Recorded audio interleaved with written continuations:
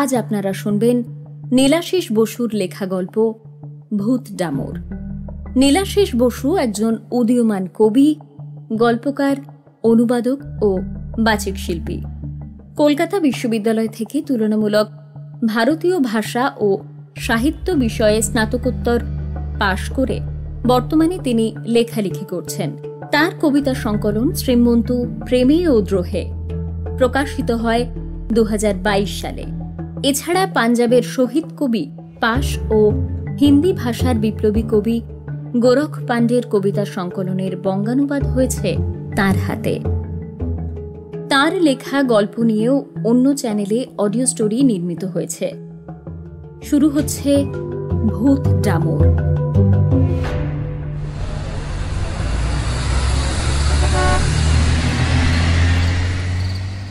শেষ বাসটাও যখন চলে গেল তখন প্রায় কাঁদো কাঁদো অবস্থা অরুণের। কি করবে এখন সে? কোন সকালে বেরিয়েছে, আজ রাতে আর পটাশপুরে পৌঁছতে পারবে না বোধ হয়। যদি না পৌঁছাতে পারে সর্বনাশ হয়ে যাবে তাহলে। এখন উপায়? ফোনটা এসেছিল সকালেই। ফোন পাওয়ার সঙ্গে সঙ্গে হাতের কাছে যা পেয়েছে ব্যাগে গুছিয়ে নিয়ে ট্রেনে উঠে পড়েছিল অরুণ।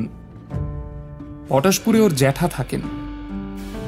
সেই ছোটবেলায় একবারই জ্যাঠার সঙ্গে দেখা হয়েছিল, তারপর থেকে আর যোগাযোগ নেই। ওর বাবা মারা যাওয়ার পরেও কোনো খোঁজ ছিল না তার। আজ সকালে হঠাৎই ফোন আসে ওর জ্যাঠার। সে নাকি মৃত্যুশয্যায়, হাতে বেশি সময় নেই, তার আর কোনো উত্তরাধিকারী নেই। তাই দ্রুত অরুণকে আসতে হবে পটাশপুরে। হাজার হোক রক্তের সম্পর্ক, তাই আর প্রৌঢ় মানুষটার এই আকুতিতে সাড়া না দিয়ে পারেনি অরুণ। দুমকা স্টেশনে নেমে বাসে করে আরও প্রায় ঘন্টা দুয়েকের পথ পটাশপুর। কিন্তু ট্রেনটা এত লেট করল, পটাশপুরগামী শেষ বাসটা চলে গেছে ততক্ষণে। এখন এই অজানা জায়গায় এত রাতে কি করবে সে? এদিকে খিদেও পেয়েছে, মাথা কাজ করছে না তার। কাহা যাইয়েগা বাবুজি? অরুণ দেখল পুরনো দিনের একটা সাদা অ্যাম্বাসাডার গাড়ির চালকের আসন থেকে মুখ বাড়িয়ে ওকেই জিজ্ঞাসা করছেন একজন মধ্যবয়সী ভদ্রলোক। একটু বুকে বল পেল সে। ভাঙা হিন্দিতে বলল, পটাশপুর জায়গা? বাঙালি নাকি? হ্যাঁ দাদা, অনেক দূর থেকে আসছি। আজকেই পটাশপুর পৌঁছতে হবে, অথচ দেখুন না শেষ বাসটাও চলে গেছে। মহা বিপদে পড়েছি দাদা। হাসুন, উঠে পড়ুন উঠে পড়ুন, আমিও ওদিকেই যাব। এদিকে আগেও অনেক বাঙালি ছিল, এখন সংখ্যাটা একটু কমে গেছে, তাই প্রথমে হিন্দিতেই বললাম। বুঝতেই পারছেন, জসমিন দেশে জদাচার। তখন বাংলা হিন্দি নিয়ে মাথা ঘামানোর মতো মানসিকতা অরুণের নেই। হাতের কাছে একটা বাহন পাওয়া গেছে, তাতেই সে খুশি। গাড়িতে উঠে বসল সে। এত রাতে দেবদূতের মতো এমন একজন সাহায্য করতে এসেছেন, তাতেই সে কৃতজ্ঞ। আপনার নাম কি দাদা? বাড়ি কি পটাশপুরেই? অধমের নাম হারাধন সাঁপুই। পটাশপুরেই 4 পুরুষের বাস। এদিকে এসেছিলাম ভাড়া নিয়ে, আমার গাড়িটা ভাড়াতেই খাটাই। তা আপনাকে দেখলাম চিন্তিত মুখে দাঁড়িয়ে আছেন, তাই জিজ্ঞাসা করলাম। ভালোই হলো, আপনারও সমস্যার সমাধান হলো, আর আমিও গল্প করার একজনকে পেয়ে গেলাম। কি বলেন? হ্যাঁ। অরুণের পেটে তখন ছুঁচোয় ডন মারছে। এদিকে পটাশপুরে পৌঁছাতেও দেরি হয়ে যেতে পারে ভেবে সে আর রাস্তায় খাওয়ার কথা বলল না। খিদেটা চেপেই রাখল সে। সত্যি ভারী বিপদে পড়েছিলাম, এত চিন্তা হচ্ছিল। মানে আপনি না এলে তো বুঝতেই পারছিলাম না যে কি হবে। ভাগ্যিস আপনি এলেন, আপনাকে যে কি বলে ধন্যবাদ দেব। আরে রাখুন তো ধন্যবাদ, মানুষই তো মানুষকে সাহায্য করবে। তা পটাশপুরে কোথায় যাবেন? রনেন ব্যানার্জির বাড়ি। কপালটা কুঁচকে গেল হারাধনের। রনেন ব্যানার্জি? হ্যাঁ, উনি আমার জ্যাঠা হন। যদিও তেমন যোগাযোগ ছিল না, হঠাৎই উনি ফোন করলেন যে খুব অসুস্থ, তাই তাড়াহুড়ো করে চলে এলাম আর কি। চুপ করে গেল হারাধন। এমন কথা পাগল লোক হঠাৎ তার জ্যাঠার নামটা শুনেই চুপ করে গেল কেন সেটা অরুণের মাথায় ঢুকল না। গোটা রাস্তা হারাধন আর একটা কথাও বলেনি।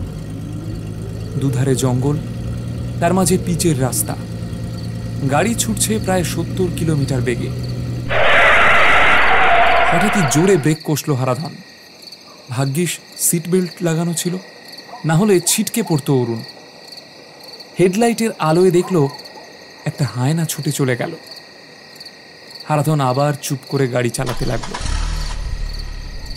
অরুণ কিছু বুঝতে না পেরে পরিস্থিতিটা স্বাভাবিক করার জন্য বলল, আচ্ছা দাদা, আপনার বাড়িতে আর কে কে আছে? হারাধন যেন বধির হয়ে গেছে, যেন শুনতেই পায়নি অরুণের কথা। কোনো উত্তর সে দিল না। অরুণের ভিতরে একটা অস্বস্তি শুরু হয়েছে। রাস্তার পাশে মাইল ফলকে দেখল পটাশপুর 1 কিলোমিটার। যাক, ভালো ভালো এসে গেছি প্রায়। কিছুক্ষণের মধ্যেই যখন পটাশপুরে গাড়িটা ঢুকল, ঘড়িতে অরুণ দেখল রাত প্রায় 11টা। পটাশপুরের ভিতরে একটা বড় বটগাছের কাছে গাড়িটা দাঁড় করালো হারাধন। রাতের নিস্তব্ধতায় শুধুমাত্র ঝিঁঝির ডাক ছাড়া আর কোনো শব্দ নেই। এই গাছটার পাশে ওই কাঁচা রাস্তাটা দিয়ে একটু এগিয়ে যান, দেখবেন বাঁদিকে একটা পুকুর আর তার ডান দিকে একটা বাড়ি আছে। ওটাই রনেন ব্যানার্জির বাড়ি। অনেক ধন্যবাদ দাদা, আপনি না থাকলে যে আজকে কিভাবে পৌঁছতাম। বলেও সে দাঁড়িয়ে আছে আর একটু ইতস্তত করছে দেখে হারাধন বলল, আপনি ভাই আমার এই নাম্বারটা রাখুন, কোনো দরকার হলে বলবেন। আপনাকে ওই বাড়ির সামনেই নিয়ে যেতাম, কিন্তু এত রাতে আমরা কি ওদিকে যাই না। সরি ভাই। নিজের নাম্বারটা অরুণকে দিয়ে আর কিছু বলার সুযোগ না দিয়েই সে গাড়ি চালিয়ে চলে গেল। এই নিঝুম অন্ধকারে চারিদিক শুনশান, তার উপর বটগাছের ছায়াটা আরো ভয় ধরিয়ে দেয়। একটা গা ছমছমে বোধ অরুণকে জড়িয়ে ধরল। এরই মধ্যে কোথাও একটা পেঁচা জোরে ডেকে উঠল। শিউরে উঠে অরুণ মোবাইলের ফ্ল্যাশটা জ্বালালো। ফ্ল্যাশ জ্বালিয়ে একটু জোরেই হাঁটতে শুরু করে অরুণ। আকাশের ম্লান চাঁদটা যেন কেউ রাবার দিয়ে মুছে দিচ্ছে। একদিন পরেই অমাবস্যা। যত তাড়াতাড়ি পৌঁছানো যায় ততই মঙ্গল। হাঁটতে হাঁটতে ওর মনে হয় কেউ বুঝিবা পা টিপে টিপে ওর পিছনে আসছে। দাঁড়িয়ে পড়ে সে। সাহস সঞ্চয় করে ধীরে ধীরে পিছনে ফিরে দেখে একতাল জমাট অন্ধকার ছাড়া আর কিছুই নেই। অন্ধকারের দিকে তাকিয়ে বুকটা ছ্যাঁত করে ওঠে ওর। ঘুরে ছুটতে শুরু করে। এই শীতেও কপালে বিন্দু বিন্দু ঘাম জমেছে অরুণের। ওই তো পুকুরটা দেখা যাচ্ছে, তার উল্টো দিকেই একটা বাড়ির অবয়ব ঢেকে আছে আঁধারে। বাড়িটা সামনে গিয়ে দাঁড়ায় অরুণ। রাতে ভালো করে দেখা না গেলেও বুঝতে পারে একটা পুরনো দোতলা বাড়ি। এই বাড়িতে কোনো মানুষের অস্তিত্ব আছে বলে মনে হলো না ওর। আশেপাশে আর একটাও বাড়িঘর নেই। একদম নির্জনে, লোকালয় থেকে দূরে একটা বাড়ি। শরীরটা ভারী হয়ে আসে ওর। কোনো ক্রমে সাহস করে পা দেয় বাড়ির মধ্যে।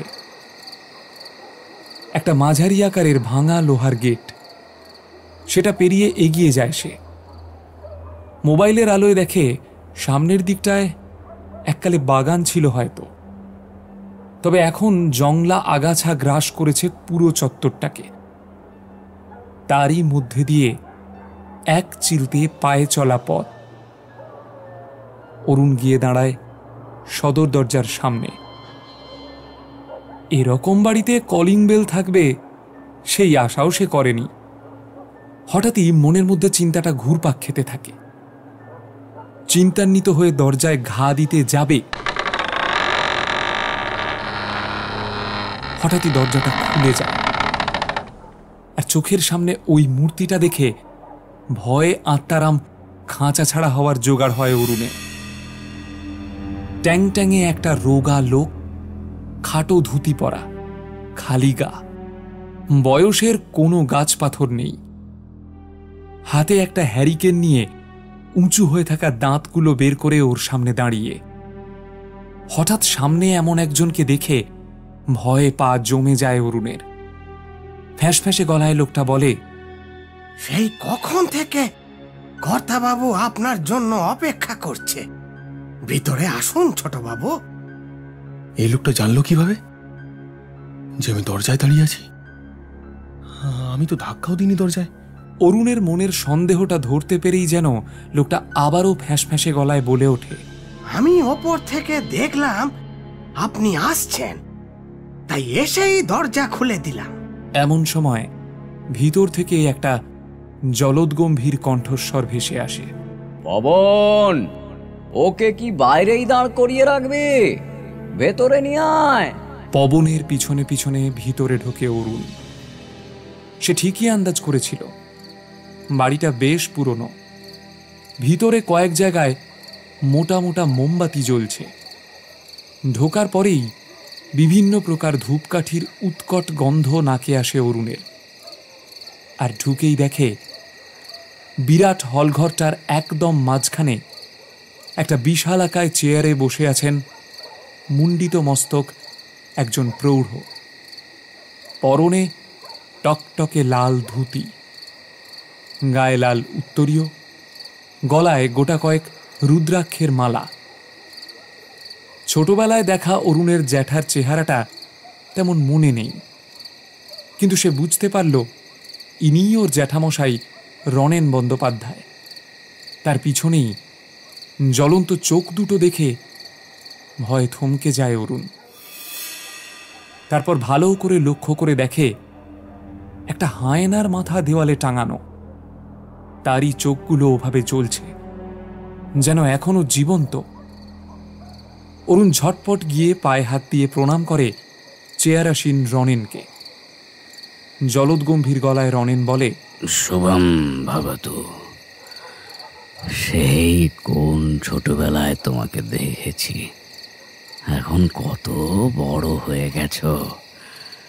তোমার বাবা মারা যাওয়ার খবরটা অনেক পরে আমি পাই। তখন আমি ছিলাম মধ্যপ্রদেশে। সেই সময় তোমাদের জন্য কিছুই করতে পারিনি। যাক, ভালোই হয়েছে তুমি এসে গেছো। আপনার শরীর কেমন জেঠু? আপনার ফোন পেয়েই আমি চলে এসেছি। আপনি ঠিক আছেন? ট্রেনটা এত ঝোলালো, ভাবলাম হয়তো পৌঁছতেই পারবো না। সেসব কথা পরে হবে, এখন আগে খেয়ে নাও ছোটবাবু। এতটা পথ এসেছো, খিদে পেয়েছে নিশ্চয়ই। পবনের কথায় অরুণের সুপ্ত খিদেটা আবারও চাগার দিয়ে ওঠে। হ্যাঁ, তুমি এখন খেয়ে দে বিশ্রাম নাও। আমি এখন ঠিকই আছি। কাল সকালে তোমার সঙ্গে কথা বলবো। পবন একটা থালায় অরুণকে 4টে রুটি, 1 বাটি তরকারি আর 2টো মিষ্টি এনে দেয়। গোগ্রাসে খেয়ে নেয় অরুণ। এবার একটু শান্তি। চলেন ছোটবাবু, আপনাকে শোয়ার ঘরটা দেখিয়ে দিই। হ্যারিকেন হাতে পবন এগিয়ে যায়। অরুণ তার পিছনে পিছনে সিঁড়ি দিয়ে দোতলায় উঠে কোণের একটা ঘরে ঢোকে। বিশাল একটা খাট পাতা আছে, পুরনো দিনের খড়ি দেওয়া জানালা। ঘরে একটা মোটা মোমবাতি জ্বলছে। কোথায় যে এত ধূপ জ্বলছে বুঝতে পারে না অরুণ। এই ঘরেও ধূপের গন্ধ পায় সে। আপনি বিশ্রাম নেন। রাতে বাইরে যেতে হলে এই যে দড়িটা দেখছেন, ওটা ধরে টানবেন। আমি আসবো, একা একা বাইরে যাবেন না। পবনের কথায় এবার দড়িটা লক্ষ্য করে অরুণ। দড়িটা ওর খাটের পাশে ঝুলছে। সেটাই দরজার ওপরের একটা ফুটো দিয়ে গলে বাইরে চলে গেছে। ওটার শেষ প্রান্তে হয়তো ঘণ্টা বাঁধা আছে, যা পবনের ঘরে বাজে। এমন আদ্যিকালের টেকনিক দেখে বেশ মজা লাগে অরুণের। আর হ্যাঁ, রাতে কোনো আওয়াজে কান দেবেন না। কেউ যদি ডাকে সাড়াও দেবেন না। কোনো দরকার হলে ওই দড়িটা ধরে টানবেন। ভালো করে দরজা লাগিয়ে শোবেন।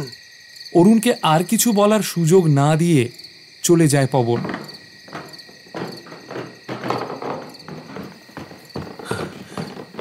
এসব কি বলে গেল রে বাবা? কে ডাকবে রাতে? আবার ভয়টা জাঁকিয়ে বসছে অরুণের ভিতর। জোর করে ভয়টাকে তাড়ানোর জন্য দরজাটা বন্ধ করে ও জানালার কাছে গিয়ে একটা সিগারেট ধরালো। বেশ আয়েশ করে টান দিল সিগারেটে। ঠান্ডা হাওয়া দিচ্ছে, জানালা দিয়ে পুকুরটাও দেখা যাচ্ছে। অরুণ মোবাইলে দেখল রাত প্রায় 1টা বাজতে যায়। শরীরটাও ক্লান্ত, ঘুম পাচ্ছে। সিগারেটে লম্বা একটা টান দিয়ে ওটা জানালা দিয়ে ফেলতে যাবে, এমন সময় দেখল একটা আলো যেন হঠাৎ পুকুরটার মধ্যে থেকে উঠে এলো। রাতের সমস্ত অন্ধকার ছিন্ন করে পুরো পুকুরটা আলোকিত হয়ে উঠল।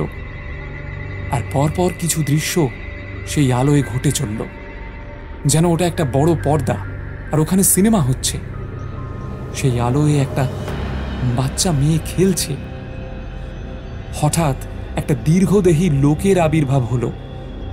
মেয়েটাকে কোলে তুলে লোকটা দৌড় দিল। তারপরেই পট পরিবর্তন। ঘর, লোকটার সামনে আগুন জ্বলছে। বাচ্চা মেয়েটা শুয়ে আছে। তারপরেই মেয়েটার গলা ছুরি দিয়ে কেটে ফেললো লোকটা। শীতের রাতেও অরুণের পুরো শরীর ঘামে ভিজে জবজবে হয়ে গেছে। অরুণ আর দেখতে পারল না। জানালাটা বন্ধ করে খাটে উঠে কাঁপতে শুরু করলো।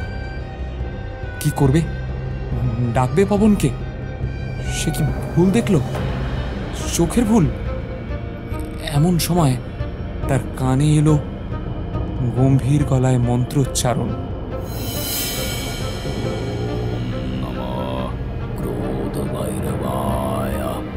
व्योमवक्रं महाकायं प्रलयाग्नि समप्रभं वेदवेद्यकं स्तौमि भूतदामरनामकं।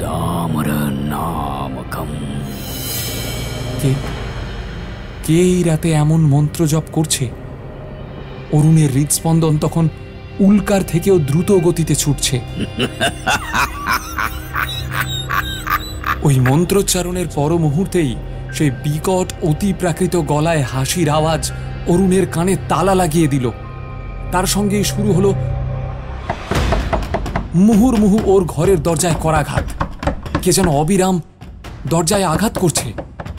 ভয়ে আতঙ্কে অরুণ একদম গুটিয়ে খাটের এক কোণে নিজের কানে হাত চেপে বসে পড়ল।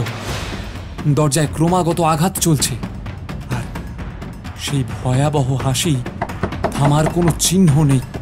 তার রেশ প্রতিধ্বনিত হচ্ছে চতুর্দিকে। ধূপকাঠির উৎকট গন্ধটা আরো ছড়িয়ে পড়ছে ঘরে। মোমবাতির প্রায় নিভন্ত আলো ঘরে যে আলো আঁধারি সৃষ্টি করেছে, তার মধ্যে অরুণের মনে হচ্ছে ঘরের দেওয়ালগুলো যেন চারিদিক থেকে ক্রমাগত ওর দিকে এগিয়ে আসছে। এক সময় হয়তো তারা পরস্পর মিশে যাবে। চারিদিক থেকে যেন ঘরের দেওয়ালগুলো অরুণকে গিলে খাবে। আবারও জলদ গম্ভীর গলায় মন্ত্রোচ্চারণ শুরু হয়েছে। विश्वं वज्रजालेन अनाजुग्मं ततः परं सर्वभूतान् ततः ऊर्जमस्त्रान्तं मुनीरितम् असज विज्ञाननात्रेण क्रोधे शाद्रं कूपतं वज्रजालः प्रजयन्ते शुष्यन्ति प्रथमादय ब्रह्मेश शत्रुप्रमुख नीतः सूर्यमशासनम्। वज्रजाले हन् हन् सर्वभूतान् फट्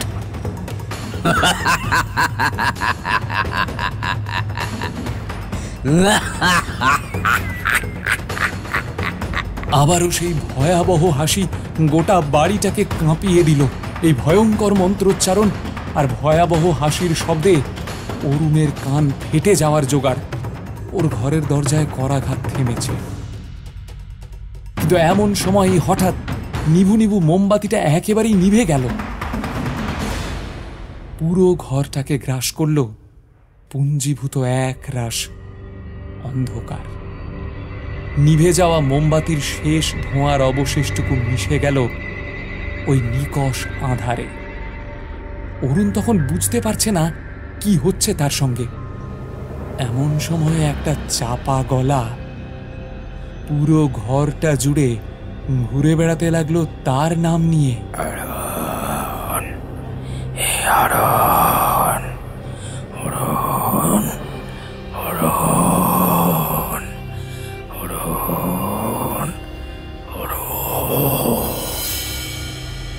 ভয়ে চোখ বন্ধ করে ফেলেছে অরুণ। একটা দমকা হাওয়া এসে ঘরের জানালাটা খুলে দিল সশব্দে, কিন্তু ও তো জানালাটা ভিতর থেকে ছিটকিনি দিয়ে বন্ধ করেছিল, তাহলে খুলল কিভাবে? মাথায় ঢোকে না অরুণের। এই পরিস্থিতিতে ওর সাহসও হচ্ছে না গিয়ে আবার জানালাটা বন্ধ করার। ওর মনে হতে থাকে খাট থেকে নামলেই পুরো ঘরটা ওকে গিলে নেবে। খাটের ওপর চোখ বুজে দু কানে হাত দিয়ে চেপে ধরে আরো গুটিসুটি মেরে বসে থাকে সে। সেই চাপা আওয়াজটা এবার যেন ওর চারপাশে ফিসফিসানিতে পরিণত হয়েছে। ওর কানের পাশে এসে ওর নাম ধরে ডাকছে। জোরে কান চেপে ধরলেও সেই ফিসফিসানি ওর কর্ণ কুহরে গিয়ে আঘাত হানছে। খোলা জানালা দিয়ে একটা আলোর ঝলকানি ঘরে ঢুকে এলো। কোনো রকমে একটু সাহস করে চোখ খুলল অরুণ। তখন ওর ঘরের সামনের দেওয়ালটা পরিণত হয়েছে একটা বিরাট পর্দায়, আর সেখানে পুনরাভিনীত হচ্ছে একটু আগে ও পুকুরে যা দেখেছে অবিকল সেই সব দৃশ্য। ভয়ে গলা ছেড়ে চিৎকার করে উঠল অরুণ। আবারও চোখ বন্ধ করে দেয় সে। নিজের অজান্তেই খাটের পাশে ঝুলতে থাকা দড়িটা ধরে জোরে জোরে টানতে থাকে সে। একটু পরে অরুণের ঘরের বাইরে একটা পরিচিত গলা শোনা যায়। কি হয়েছে? কি হয়েছে ছোট বাবু? আরে আরে দরজা খুলুন, আমি পবন। অরুণ তখনও এক টানা দড়িটা টেনেই চলেছে। বেশ কয়েকবার পবন ডাকার পরে সম্বিত ফেরে ওর। চোখ খুলে দেখে ঘরের সেই অস্বাভাবিক পরিবেশ উধাও, কোথাও কিছুই নেই। কোনো ফিসফিসানি নেই, সামনের দেওয়ালে কোনো দৃশ্য অভিনীত হচ্ছে না। জানালাটাও আগের মতোই বন্ধ। আরো অবাক কাণ্ড, মোমবাতিটা জ্বলছে আগের মতোই। কোনো কিছুরই তল খুঁজে পায় না অরুণ। ও ছোট বাবু, দরজাটা খুলুন। পবন আবারও ঘরের বাইরে থেকে ডাকে অরুণকে। কোনো রকমে খাট থেকে নেমে গিয়ে দরজাটা খোলে অরুণ। ওর অবিন্যস্ত বিধ্বস্ত ঘরমাক্ত চেহারা দেখে পবন বলে, কি হয়েছে ছোট বাবু? এরকম অবস্থা কেন? পাছে পবন ওকে ভীতু ভাবে, তাই ও চেপে যায় ওর অভিজ্ঞতার কথা। তেষ্টা পেয়েছে, জল খাবো। আচ্ছা আচ্ছা, আমি জল আনছি। চলো আমিও যাই তোমার সঙ্গে, একটু বাথরুমেও যাব। পবন ভ্রু কুঁচকে তাকায় অরুণের দিকে, কিন্তু কিছু না বলে বেরিয়ে যায় ঘর থেকে। আর তার পিছনে অরুণ। ওর ভয়টা তখনও কাটেনি। ঘরের বাইরে ধূপের গন্ধটা আরো প্রকটভাবে ওর নাকে আসে। অপরদিকে অরুণকে নামিয়ে দিয়ে বাড়ি ফিরে শুয়েও ঘুম আসতে চায় না হারাধনের। বারবার এপাশ ওপাশ করে। জোর করে চোখ বুজে থেকেও কিছুতেই ঘুমটা ধরা দিচ্ছে না ওর কাছে। ভিতরে একটা অস্বস্তি কাজ করছে। উঠে বসে হারাধন, জল খায়। ওর মাথায় তখন অরুণের মুখটা ভাসছে। এত রাতে ছেলেটাকে ওরকম জায়গায় একা নামিয়ে দিয়ে এলো ভেবেই অস্বস্তিটা আরও বাড়ছে হারাধনের। কিন্তু ওর কিছু করারও ছিল না। রনেন মুখার্জির ওই বাড়িটাকে এড়িয়েই চলে পটাশপুরের লোকজন। সবার অলক্ষ্যে ওই বাড়িতে কি হয় তা কল্পনাও করতে পারে না কেউ। কল্পনা করার দুঃসাহসও করে না অবশ্য। পরপর 3 জন বাচ্চা মেয়ে খেলতে খেলতে ওই বাড়িটার সামনের পুকুরটার কাছে গিয়ে অদৃশ্য হওয়ার পরে এলাকার লোকজন বিস্তর খোঁজাখুঁজি করেছে, কিন্তু ফল হয়নি কোনো। মেয়েগুলো যেন হাওয়ায় মিলিয়ে গেছিল। সবার তখন সন্দেহ হয় ওই রনেন মুখার্জির বাড়িটার ওপর। এলাকার বেশ কয়েকজন হোমড়া চোমড়া চড়াও হয়েছিল বাড়িটায়, কিন্তু তারাও আর ফিরে আসেনি। রনেনকে দেখেওনি কেউ। শুধু বাপ ঠাকুরদার মুখে শুনেছে রনেন এখানে এসেছিল অনেক কাল আগে। এসেই ওই পোড়ো বাড়িটা কিনে তাতে নির্জনে তন্ত্র সাধনা শুরু করে সে। তারপর প্রায় দীর্ঘ 20 বছর ওই বাড়ির বাইরে রনেনকে দেখা যায়নি। এমনকি বাজার হাট করতেও দেখা যায়নি। এমনই কত সব কথা লোকমুখে ঘোরে এই অঞ্চলে ওই বাড়িটাকে ঘিরে। রাতের বেলা ওই পুকুরটা যেন জীবন্ত হয়ে ওঠে। বাড়িটা থেকে বিভিন্ন আওয়াজ ভেসে আসে মাঝে মধ্যেই। রাতের দিকে ওই বাড়িটার কাছে কেউ গেলে বাড়িটা যেন সম্মোহন করে গিলে নেয় তাকে। এমনই হাজারো কথা লোকমুখে ফেরে গোটা পটাশপুর জুড়ে। তাই লোকজন ওই অভিশপ্ত বাড়িটাকে দিনের বেলাতেই এড়িয়ে যায়, আর রাতে তো প্রশ্নই নেই। হারাধনের চিন্তা হয় ছেলেটার জন্য। দেখে তো আপাতত সহজ সরল লাগলো ছেলেটাকে। বলল রনেন মুখার্জি নাকি ওর জ্যাঠা, কিন্তু ভিতরে একটা কিছু কাঁটার মতো বিঁধছে হারাধনের। ঘরের বাইরে আসে হারাধন। আকাশের ঘষা চাঁদটা ম্রিয়মান। কোনো তারাও দেখা যাচ্ছে না। চারিদিক নিঝুম। হারাধন একবার ভাবে যাবে নাকি ওই বাড়িটার কাছে, কিন্তু তার নিজেরও তো প্রাণের মায়া আছে। ঘড়িতে দেখে রাত প্রায় 3টে, আর ঘন্টা 2 পরেই ভোর হবে। অপেক্ষা করারই সিদ্ধান্ত নেয় হারাধন। এদিকে ভয়ের সঙ্গে একটা কৌতূহল জেঁকে বসে অরুণের মনে। পবনকে জিজ্ঞেস করে, আচ্ছা, এই ধূপের গন্ধটা কোথা থেকে আসছে পবন কাকা? আর তখন মন্ত্র শুনছিলাম, সেটা কে বলছিল? পবন আর একবার তাকায় অরুণের দিকে, কিন্তু ওর চোখের ভাষা পড়া যায় না। কেমন ভাষা ভাষা দৃষ্টি। অরুণের কথার কোনো উত্তর না দিয়ে সে বাথরুমের দিকে দেখিয়ে দেয়। ওই যে বাথরুম, আপনি যান, আমি বাইরে আছি। পবনের থেকে কোনো উত্তর না পেয়ে অগত্যা বাথরুমে চলে যায় অরুণ। বাথরুম থেকে বেরিয়ে দেখে পবন নেই। একদম উত্তর কোণের একটা ঘরে মৃদু আলোর রেখা দেখতে পায় অরুণ। কৌতূহলটা আবারও জেগে ওঠে ওর মনে। ওই ঘর থেকে কি ধূপের গন্ধ আসছে? কেউ কি ওই ঘরেই মন্ত্র পড়ছিল? না হলে এত রাতে ওই ঘরে আলো জ্বলছে কেন?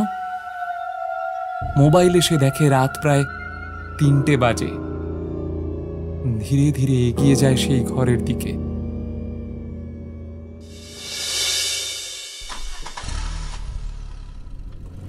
গায়ে ভালো করে শালটা জড়িয়ে গাড়িটা আবার স্টার্ট দেয় হারাধন। কিছুতেই ওর মন মানছে না। গাড়িটা নিয়ে গিয়ে দাঁড়ায় ওদের 2 পাড়া পরে সমরেশের বাড়ির সামনে। সমরেশ বয়সে হারাধনের থেকে অনেকটাই ছোট। কলকাতা থেকে ডাক্তারি পাশ করে ফিরে এসেছে নিজের বাসভূমিতে। এলাকার সমস্ত মানুষের যে কোনো ধরনের মুশকিল আসান সমরেশ। যে কোনো বিপদে ঝাঁপিয়ে পড়ে সে, কোনো কিছুর তোয়াক্কা না করেই। হারাধনের সঙ্গে তার সদ্ভাবও খুবই গভীর। হারাধনকেও ডাকে হারাদা বলে। আর হারাধন ওকে ডাকে সমু। সমরেশের বাড়ির দরজায় ধাক্কা দেয় হারাধন। সমু, সমু, দরজা খোল।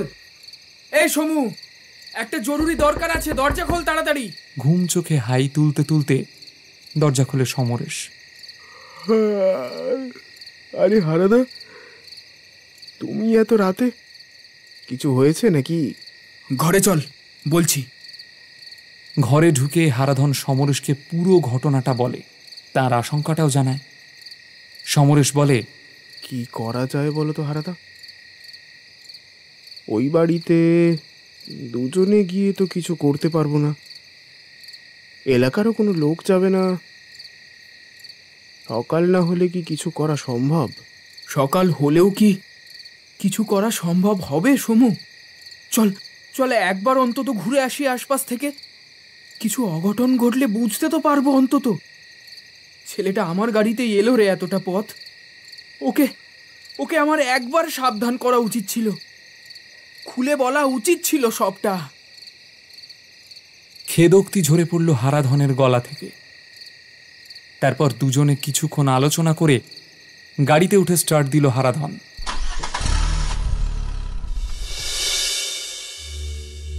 ধীর পায়ে এক বুক আশঙ্কা নিয়ে ঘরটার দিকে এগিয়ে চলেছে অরুণ।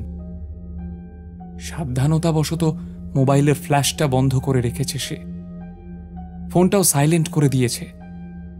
পা টিপে টিপে ঘরটার কাছে পৌঁছে গেল অরুণ। ঘরের দরজাটা ভেজানো, কিন্তু অল্প ফাঁক আছে। সেখান দিয়ে উঁকি দেবে কি দেবে না ভাবতে লাগলো। উঁকি দিয়ে কি দেখবে জানে না সে। ভয় আর কৌতূহলের দ্বন্দ্ব তখন ওর মন জুড়ে। শেষ পর্যন্ত ভয়কে হারিয়ে কৌতূহলই জয়ী হল। সাহস করে ভেজানো দরজার ফাঁকে চোখ রাখল অরুণ। ভালো করে কিছু দেখে বুঝে ওঠার আগেই একটা হাত ওর কাঁধকে স্পর্শ করল। ভয় চমকে উঠে টাল সামলাতে পারল না সে। নিজের ভারসাম্য বজায় রাখতে ভেজানো দরজাটাকে চেপে ধরতে গেল সে। দরজা হাট হয়ে খুলে গিয়ে সোজা সেই রহস্যময় ঘরের ভিতরে গিয়ে পড়ল অরুণ। ঘটনার আকস্মিকতায় আর সেই ঘরের পরিবেশে ততক্ষণে তার চোখে মুখে ভয়ের ছাপ প্রকট হয়ে উঠেছে।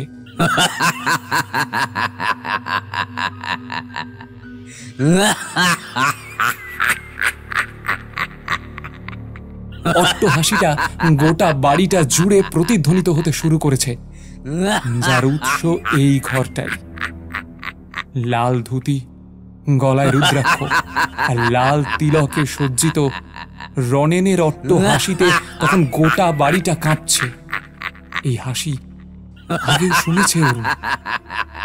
রনেন যে মূর্তিটার সামনে বসে আছে, এমন ভয়ঙ্কর মূর্তি আগে দেখেনি অরুণ।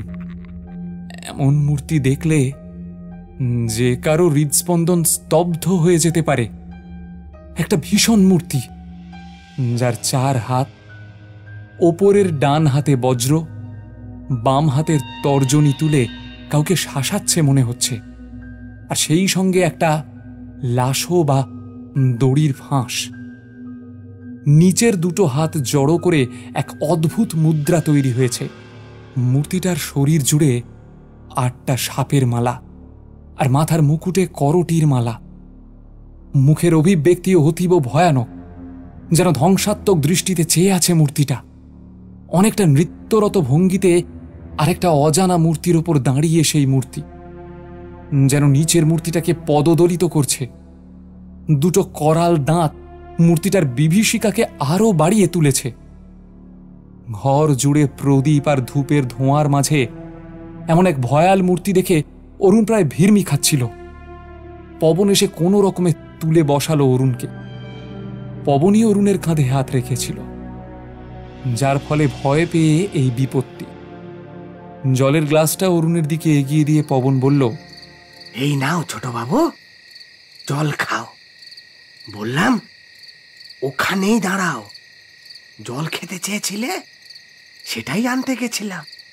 ওমা, এসে দেখি তুমি এখানে দাঁড়িয়ে। এত সব কাণ্ড ঘটলেও রনেন একবারও তাকায়নি পিছনে। সে আবারও মন্ত্রোচ্চারণ শুরু করেছে। ওম বজ্রজালে হন হন সর্বভূতান ফট। ওম ভূতডামরায় নমঃ। ওম ভূতডামরায় নমঃ। জপ শেষ করে অরুণের দিকে ঘুরল রনেন। দুই চোখ রক্তবর্ণ, চোখের পলক স্থির। সেই দৃষ্টির গভীরতা মাপা সাধারণ মানুষের কাজ নয়। তার জলদগম্ভীর কণ্ঠস্বরটা ভেসে এলো অরুণকে উদ্দেশ্য করে। ঘুমাওনি এখনো? জল খেয়ে নিজেকে কিছুটা সামলে নিতে নিতে আমতা আমতা করে অরুণ বলল, এসব কি জ্যাঠামশাই? আপনি না অসুস্থ ছিলেন, তাই তো আমাকে ডেকে পাঠিয়েছেন, কিন্তু এগুলো কি হচ্ছে কিছুই বুঝতে পারছি না। আমার ঘরেও কি অদ্ভুত সব ঘটনা ঘটছে, আমার সব কেমন যেন গুলিয়ে যাচ্ছে। ভোর হতে বেশি দেরি নেই, কাল সকালে তোমার সব প্রশ্নের উত্তর দেব। এখন যাও, বিশ্রাম নাও। পবন থাকবে তোমার সঙ্গে। পবন, অরুণকে নিয়ে যা ওর ঘরে। হতভম্ব অরুণ কিছুই বুঝতে পারল না। পবন কোনো রকমে অরুণকে ধরে তুলে দাঁড় করালো। চলুন ছোট বাবু, চলুন চলুন। অরুণের মাথায় কিছুই ঢুকছিল না। এমন অদ্ভুত পরিস্থিতির সম্মুখীন আগে সে হয়নি। কিছু না বুঝতে পেরে অগত্যা পবনের পিছন পিছন নিজের ঘরে গেল সে। সকালেই জ্যাঠার সঙ্গে ভালো করে কথা বলতে হবে, জানতে হবে এইসব কি হচ্ছে। মনটা অস্থির হয়ে উঠেছে তার। ঠিক করলো সারা রাত আর ঘুমোবে না। অধীর হয়ে সকাল হওয়ার অপেক্ষায় শুয়ে শুয়ে আকাশ পাতাল ভাবতে ভাবতে কখন যে ওর চোখ লেগে গেছে বুঝতেও পারেনি।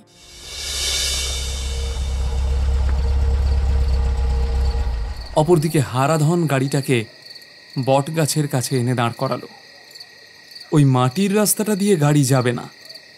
বাড়িটার কাছে যেতে হলে ওদের এবার পায়ে হেঁটেই যেতে হবে। প্রায় 4:30 বাজে, আর কিছুক্ষণেই ভোর হয়ে যাবে। কি করবে হারাদা? যাবে? সমরেশ জিজ্ঞাসা করল হারাধনকে। হারাধন তখন গভীর চিন্তামগ্ন। ঝুঁকিটা নেওয়া ঠিক হবে কিনা বুঝতে পারছে না সে। কিছুক্ষণ ভেবে নিয়ে মনের সব দোলাচল ঝেড়ে ফেলে হারাধন বলল, চল যাওয়া যাক। গাড়ি থেকে নেমে হারাধন আর সমরেশ এগোতে থাকে কাঁচা রাস্তাটা দিয়ে। এক এক পা এগোয়ে আর ওদের হৃদস্পন্দন বাড়তে থাকে।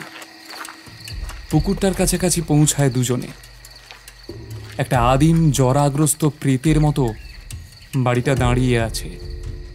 দেখলেই ভয় লাগে। পূবের আকাশ ফর্সা হচ্ছে ধীরে ধীরে। পাখিরা ডাকতে শুরু করেছে। আর এগোবে কিনা ভাবছে হারাধন আর সমরেশ। এখনো পুরোপুরি অন্ধকারের রেশ কাটেনি। শেষ পর্যন্ত সাহস করে এগিয়ে গেল ওরা বাড়িটার ভিতর। সমরেশ সদর দরজায় ধাক্কা দিল।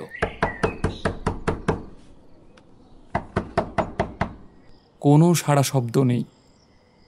আবারও জোরে ধাক্কা দিল দরজায়। হারাধন একটু গলা খাঁকারি দিয়ে ডাকল,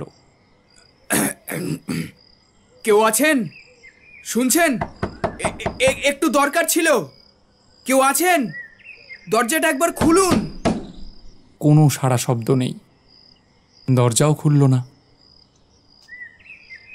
একবার বাড়িটার পিছন দিকটা দেখলে হয় না? চল তো দেখি।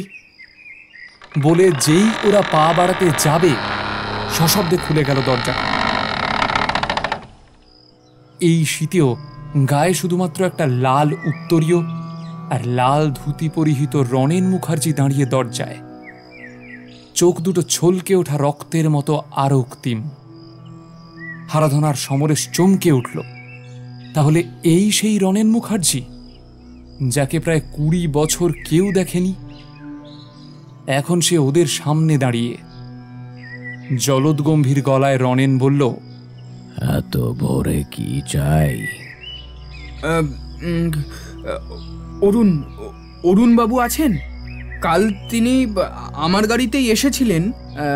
আজ ভোরে দেখা করতে বলেছিলেন আর কি, তাই এলাম। বেশ, ভিতরে আসুন। রনেন এগিয়ে যায় বাড়ির ভিতরে। হারাধন যাবে কি যাবে না ভাবছে, তখন সমরেশ ওর হাতে আলতো চিমটি কেটে চোখের ইশারা করল ভিতরে যাওয়ার জন্য। রনেনের পিছন পিছন ওরা ভিতরে ঢুকল। দরজাটা নিজে থেকেই সশব্দে বন্ধ হয়ে গেল। ভিতরে এক ফোঁটা আলোর রেশ নেই। জ্বলন্ত চোখের হায়নাটার প্রতিমূর্তি দেখে হারাধন আর সমরেশ দুজনেই ভয়ে চমকে ওঠে। ধূপকাঠির একটা তীব্র গন্ধ ওদের আচ্ছন্ন করে দেয়। ওদের শরীর ভারী হয়ে আসছে, পা দুটো আর এগোতে পারছে না, চোখ ঝাপসা হয়ে আসছে। শুধু একটা অট্ট হাসি যেন বহু দূর থেকে ওদের কানে ভেসে আসে। অচেতনের অতলে তলিয়ে যায় দুজনেই।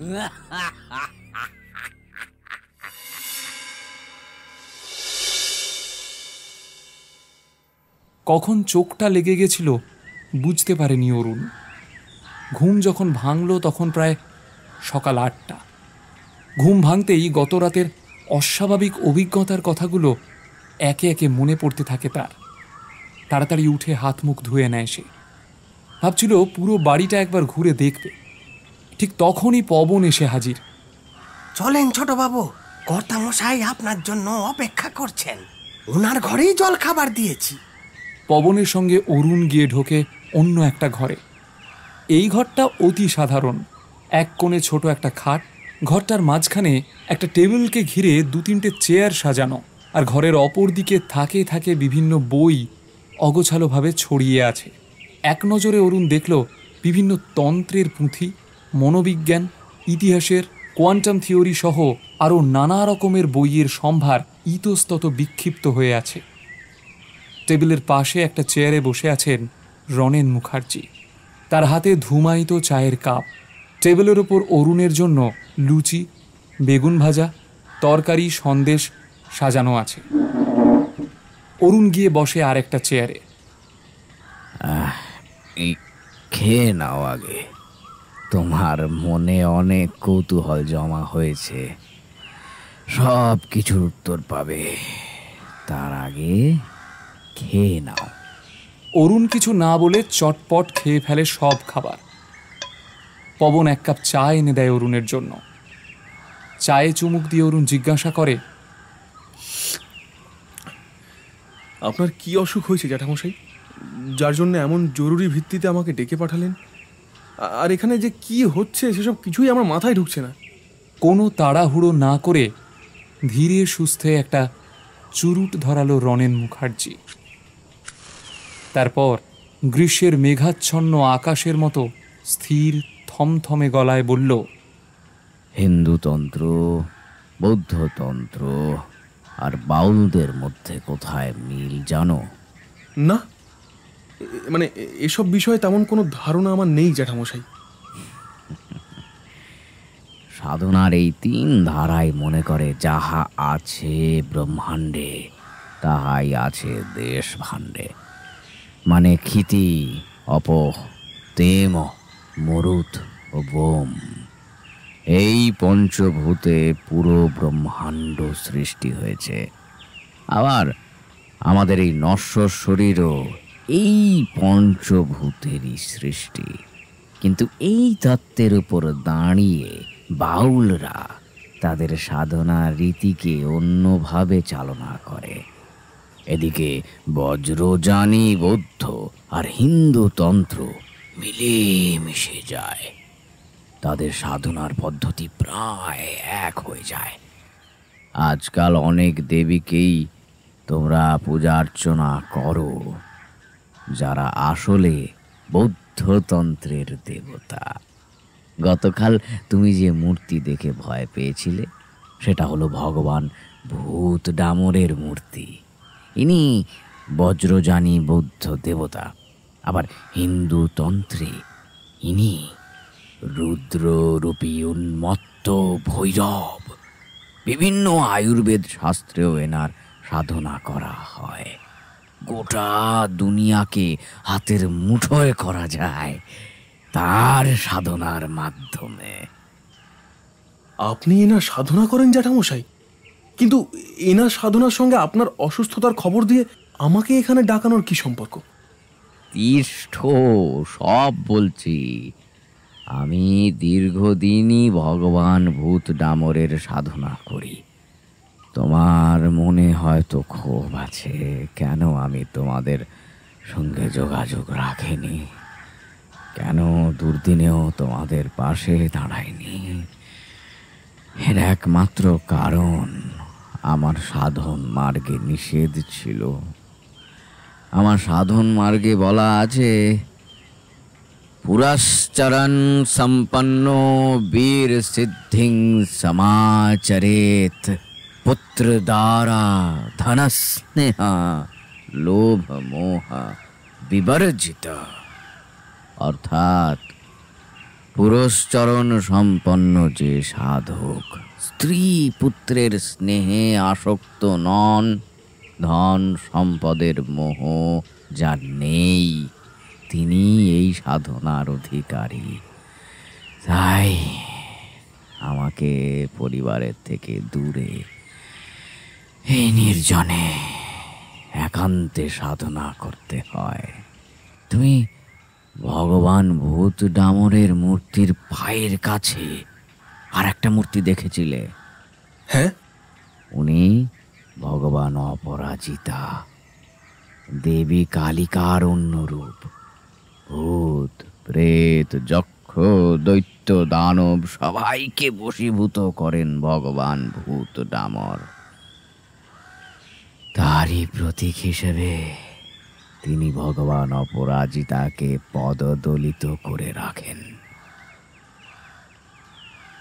এই সাধনতন্ত্রে সৃষ্টি স্থিতি প্রলয়কে নিয়ন্ত্রণ করা যায়। অনেকেই এই তন্ত্রকে ঘৃণা করে, অনেকেই ভাবে তন্ত্রসিদ্ধি বুঝি পাপাচারে কাজে লাগবে, কিন্তু আদতে এই ঘোর কলিতে ভগবান ভূত ডামরের সাধনার দ্বারাই সমস্ত পাপ দুঃখ দারিদ্র দূর করা সম্ভব, সমস্ত রোগ বিঘ্নর বিনাশ করা সম্ভব। জগতের মঙ্গলার্থেই ভগবান ভূত ডামরের সাধনা করা হয়। অজ্ঞ মূর্খ মানুষেরা ভুল বোঝে। এতটা বলে একটু থামল রনেন ব্যানার্জি। নিভে যাওয়া চুরুটে আবার আগুন জ্বালিয়ে এক মুখ ধোঁয়া ছাড়ল সে। এবার একটু অধৈর্য হয়েই অরুণ বলল, এসব তো বুঝলাম, কিন্তু আপনার শরীর আর আমাকে এখানে ডেকে আনার অর্থই বা কি? এত জ্ঞানগর্ভ কথা শোনার আর ইচ্ছা তার হচ্ছিল না। আবারও ধোঁয়া ছেড়ে স্মিত হেসে রনেন বলল, ধৈর্যং ধারয়তু বৎস। এত উতলা কেন হচ্ছ? আগে প্রেক্ষাপটটা না বললে তুমি তো বুঝতেই পারবে না কিছু। যাই হোক, আমি অসুস্থ নই, সম্পূর্ণ সুস্থ। এমনকি বিগত 30 বছরে একবারও সামান্য জ্বর সর্দিও আমার হয়নি। কিন্তু আমার অসুস্থতার কথা না বললে তুমি আসতে না।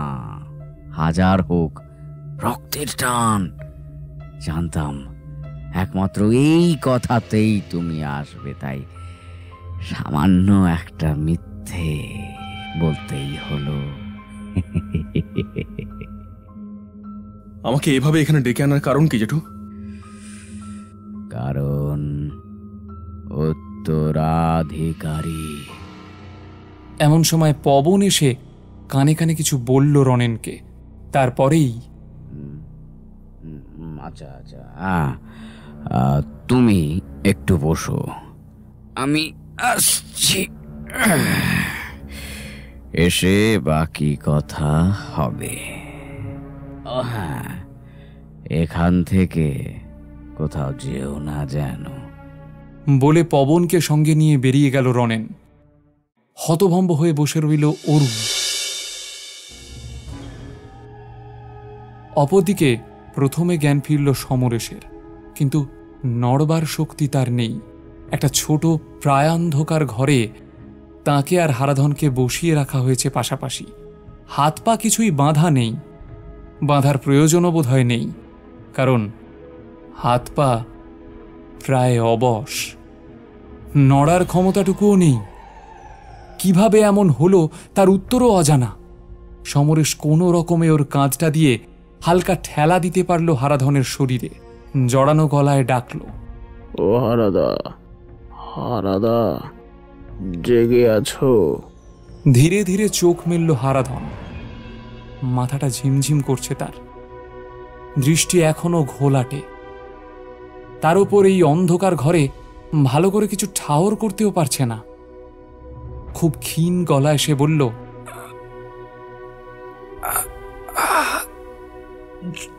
জল, জল। এখানে জল নেই হারাদা,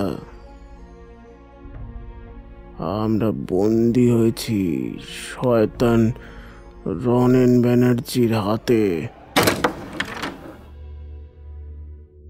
ধীরে ধীরে খুলে গেল ঘরের দরজা। ওদের সামনে এসে দাঁড়ালো রনেন মুখার্জি। গম্ভীর গলায় বলল, এখানে কি করতে এসেছিলে তোমরা? সত্যি বলো। আপনাকে তো বললামই যে অরুণ বাবুর সঙ্গে দেখা করতে। তিনিই আমাদের বলেছিলেন আসতে। এত ভোরে?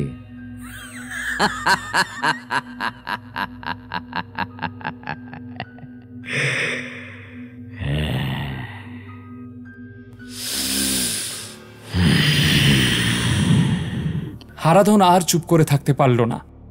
দাঁতে দাঁত চেপে বলল, তুমি একটা শয়তান। তোমার ব্যাপারে আমরা সব জানি, সব জানি আমরা। এর আগেও দুটো মেয়েকে খুন করে তাদের ওপর সব সাধনা করেছো তুমি। আমি কোনো মেয়ের মরদেহের ওপর সব সাধনা করিনি। গোটা পটাশপুর জানে তুমি ওদের খুন করেছো। আর তোমার মতো শয়তান তান্ত্রিক ওদের ওদের সব সাধনার কাজেই লাগায়। মূর্খ! কোনো মেয়ের উপর সব সাধনা করিনি আমি। তোমরা কিছুই জানো না। সব সাধনা করা যায় না মেয়েদের উপর। ত্রিলোকের সব নিয়ে সাধনা তন্ত্রশাস্ত্রে কঠোরভাবে নিষিদ্ধ রে মূর্খের দল। বৃহৎ তন্ত্রসারে ভৈরব তন্ত্র বচনে আছে, স্ত্রী জনন্যে চ দৃশ্যং রূপং সর্বথা পরিবর্জয়েত। তোরা কিছুই জানিস না, অবোধ কোথাকার। এবার মুখ খোলে সমরেশ। তাহলে ওই বাচ্চা মেয়ে দুটো আর যারা এর আগে আপনার বাড়িতে এসেছিল, পটাশপুরের সেই লোকগুলোকে আপনি মারেননি বলছেন? তারা কি উবে গেল নাকি? উবে যায়নি খোকা, আমি ওদের মেরেছি। আমি মারিনি এ কথা তো বলিনি। বলেছি ওই মেয়েদের শবদেহের উপর আমি সাধনা করিনি। তাহলে এতগুলো প্রাণ নিলি কেন শয়তান? শ্মশান বানাতে, শ্মশান বানাতে। শ্মশান ছাড়া ভগবান ভূত ডামরের সাধনা করা যায় না। ওদেরকে মেরে এখানেই দাহ করেছি আমি। বাসভূমিকেই শ্মশানে পরিণত করেছি।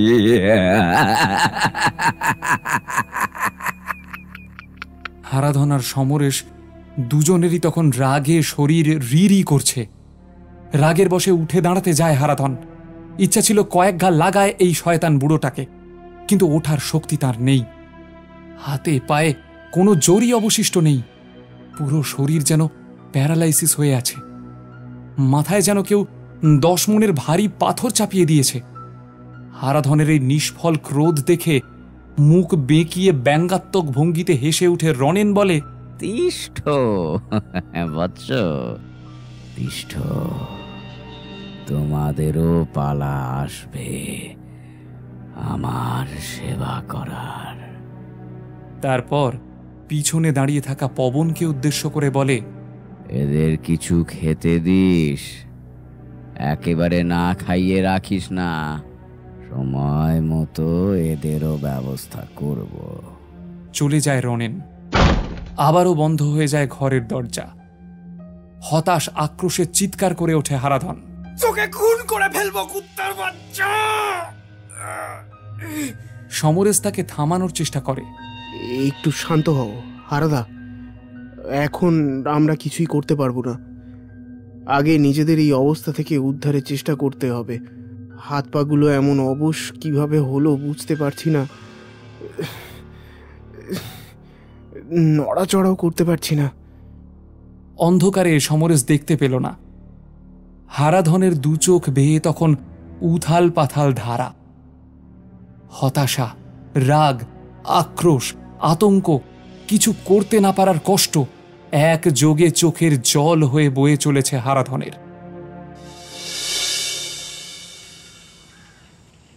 এদিকে জ্যাঠার ঘরে কিছুক্ষণ চুপ করে বসে থাকে অরুণ।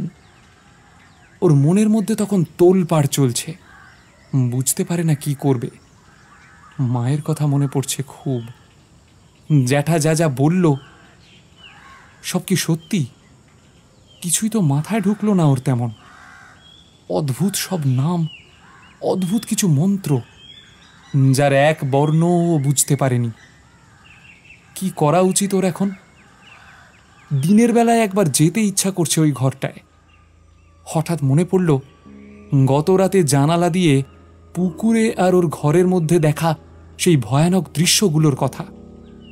ওগুলো কি ছিল? ওগুলোর কথা কি জ্যাঠাকে জিজ্ঞাসা করা ঠিক হবে? এসবই ভাবছিল অরুণ। আনমনে সিগারেট ধরিয়ে ফেলেছিল সে।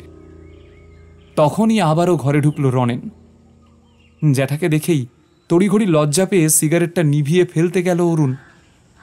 রনেন বাধা দিয়ে বলল, খাও খাও, সমস্যা নেই, এতে কোনো সমস্যা নেই। আমিও তো তোমার সামনে চুরুট খেলাম, তাতে যেমন তোমার অসম্মান আমি করিনি, তুমিও তেমন আমার অসম্মান করছো না। কে নাও। তবুও সংকোচ বোধ থেকে অরুণ নিভিয়ে ফেলল সিগারেটটা। ভালো করে তাকালো রনেনের চোখের দিকে, কিন্তু চোখগুলো এতটাই স্থির আর গভীর যে সেগুলোর ভাষা পড়া বা তল পাওয়া অসাধ্য। একটু গলা খাঁকারি দিয়ে অরুণ জিজ্ঞাসা করল, আচ্ছা জ্যাঠামশাই, তখন তো পুরোটা বললেন না যে কেন আমাকে আপনার অসুস্থতার কথা বলে ডেকে পাঠালেন। শুধু উত্তরাধিকার বললেন। কিসের উত্তরাধিকার? কিছুই তো বুঝলাম না। হ্যাঁ, উত্তরাধিকারী। তুমি আমার একমাত্র উত্তরাধিকারী। আমি জানি না তুমি উত্তরাধিকারী বলতে কি বোঝো। উত্তরাধিকারী মানে শুধু সম্পদের নয়, সমস্ত দোষ গুণ প্রতিপত্তিরও উত্তরাধিকারী হয়, আর হয় সাধনার উত্তরাধিকারী। আমার তো আর কেউ নেই তুমি ছাড়া। আমার সাধনার ফল তাই তোমাকেই দিতে চাই। কিন্তু আমি তো এসবের কিছুই জানি না, আর এতে আমার তেমন কোনো আগ্রহও নেই। দেখুন, আমি এসবের যোগ্যও নই। আপনি বরং অন্য কোনো যোগ্য শিষ্য খুঁজে তাকে আপনার সাধনার ফল প্রদান করুন। অরুণের কথাকে শেষ হতে না দিয়েই রনেন বলে ওঠে, তোমাকে সব শিখিয়ে দেব আমি, চিন্তা নেই তোমার। তুমি আমার রক্ত, তোমার থেকে যোগ্যতর আর কেউ নেই যে আমার সাধনার ফল গ্রহণ করতে পারে। একমাত্র তোমার মধ্যেই সেই শক্তি আছে। এ কথা বলতে বলতে একটু চঞ্চল হয়ে ওঠে রনেন। গলাটা তার ধরে আসে। ভিতরের কান্নাটাকে যেন অনেক কষ্টে চেপে রাখছে সে। সেই অবস্থাতেই বলে, তোর প্রতি অনেক অন্যায় অবিচার আমি করেছি বাবা অরুণ। এতদিনে কোনো যোগাযোগ রাখিনি। তোর বাবা মানে আমার ভাই, ওকে আমি প্রাণের থেকেও বেশি ভালোবাসতাম। তার অকস্মাৎ মৃত্যুর পরে, যখন আমাকে তোদের সব থেকে বেশি দরকার ছিল, অভিভাবক হিসেবে তোদের সব দায়িত্ব আমার নেওয়ার কথা ছিল, সেসব কিছুই নিতে পারিনি। আবার প্রতি তোর অভিমান, রাগ, সব ন্যায্য, সব ন্যায্য। আমি জানি আমি তোর দোষী। আমাকে এখন হয়তো স্বার্থপর ভাবছিস। বলতে বলতে সত্যি কান্নায় ভেঙে পড়ে রনেন। ধরা গলায় বলে, কিন্তু বাবা অরুণ, বিশ্বাস কর, তোদের দূরে সরিয়ে রেখে সব থেকে বেশি কষ্ট আমি পেয়েছি। একা একা মনের ভিতর ঘুরে ঘুরে মরেছি, ঢুকতেছি। তবু আমি তোর দোষী। এই বুড়োটাকে ক্ষমা করে দে বাবা, ক্ষমা করে দে। শুধু একটাই অনুরোধ, বুড়ো জেঠুর জীবনের এই শেষ ইচ্ছেটা একটু রাখবি বাবা।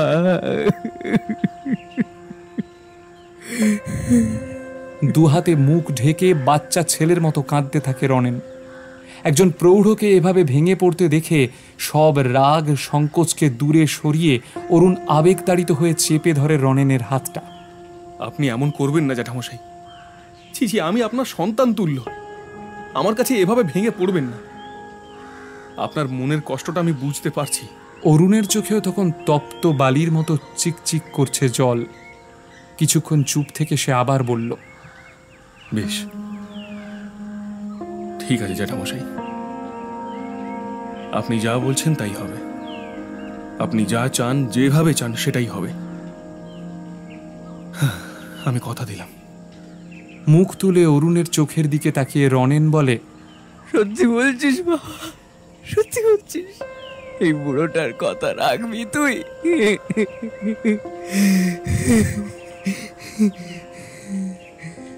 হ্যাঁ জ্যাঠামশাই। আবেগতাড়িত অরুণের চোখ এড়িয়ে গেল। রনেনের চোখে আবারও সেই অতল গভীরতা ফিরে এসেছে। অন্যদিকে হারাধন আর সমরেশের জন্য খাবার নিয়ে ওই প্রায়ান্ধকার ঘরটায় ঢোকে পবন। এই যে খেয়ে নিন আপনারা দুজনে। কিভাবে খাবে? আমাদের হাত পা তো অবশ করে দিয়েছো তোমরা। তুমি কি খাইয়ে দেবে নাকি? একটু চুপ করে থাকে পবন, তারপর ফিসফিস করে বলে, আপনাদের কিছু বিষয় বলার আছে আমার। তবে কথা দিন যাতে আর কেউ জানতে না পারে। আমাদের সঙ্গে তোমার আবার কি কথা? তুমি তো ওই শয়তানটার শাগরেদ। তুমিও একটা শয়তান। দাঁড়াও হারাদা, ও কি বলতে চাইছে আগে শুনি। বলো কি কথা। তার আগে আমাদের হাতটা অন্তত সচল করে দাও, না হলে খাবো কিভাবে? খেতে খেতে তোমার কথা শুনবো। পবন প্রবল বেগে দুদিকে মাথা নেড়ে বলে, না, আগে আমার কথা শুনে নিন, তারপর আমি বাকি ব্যবস্থা করব। সমরেশ আলতো করে নিজের কাঁধ দিয়ে ঠেলা দেয় হারাধনকে। বেশ, বলো তাহলে তোমার মূল্যবান কথা। একটু চুপ থেকে নিজের কথাগুলো যেন গুছিয়ে নেয় পবন, তারপর বলতে শুরু করে ধীরে ধীরে। বহুকাল আমি বাড়ি ছাড়া, জীবনে অনেক পাপ করেছি।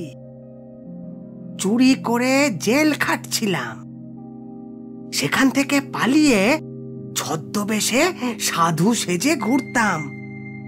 তখনই কর্তা মশাইয়ের পাল্লায় পড়ি।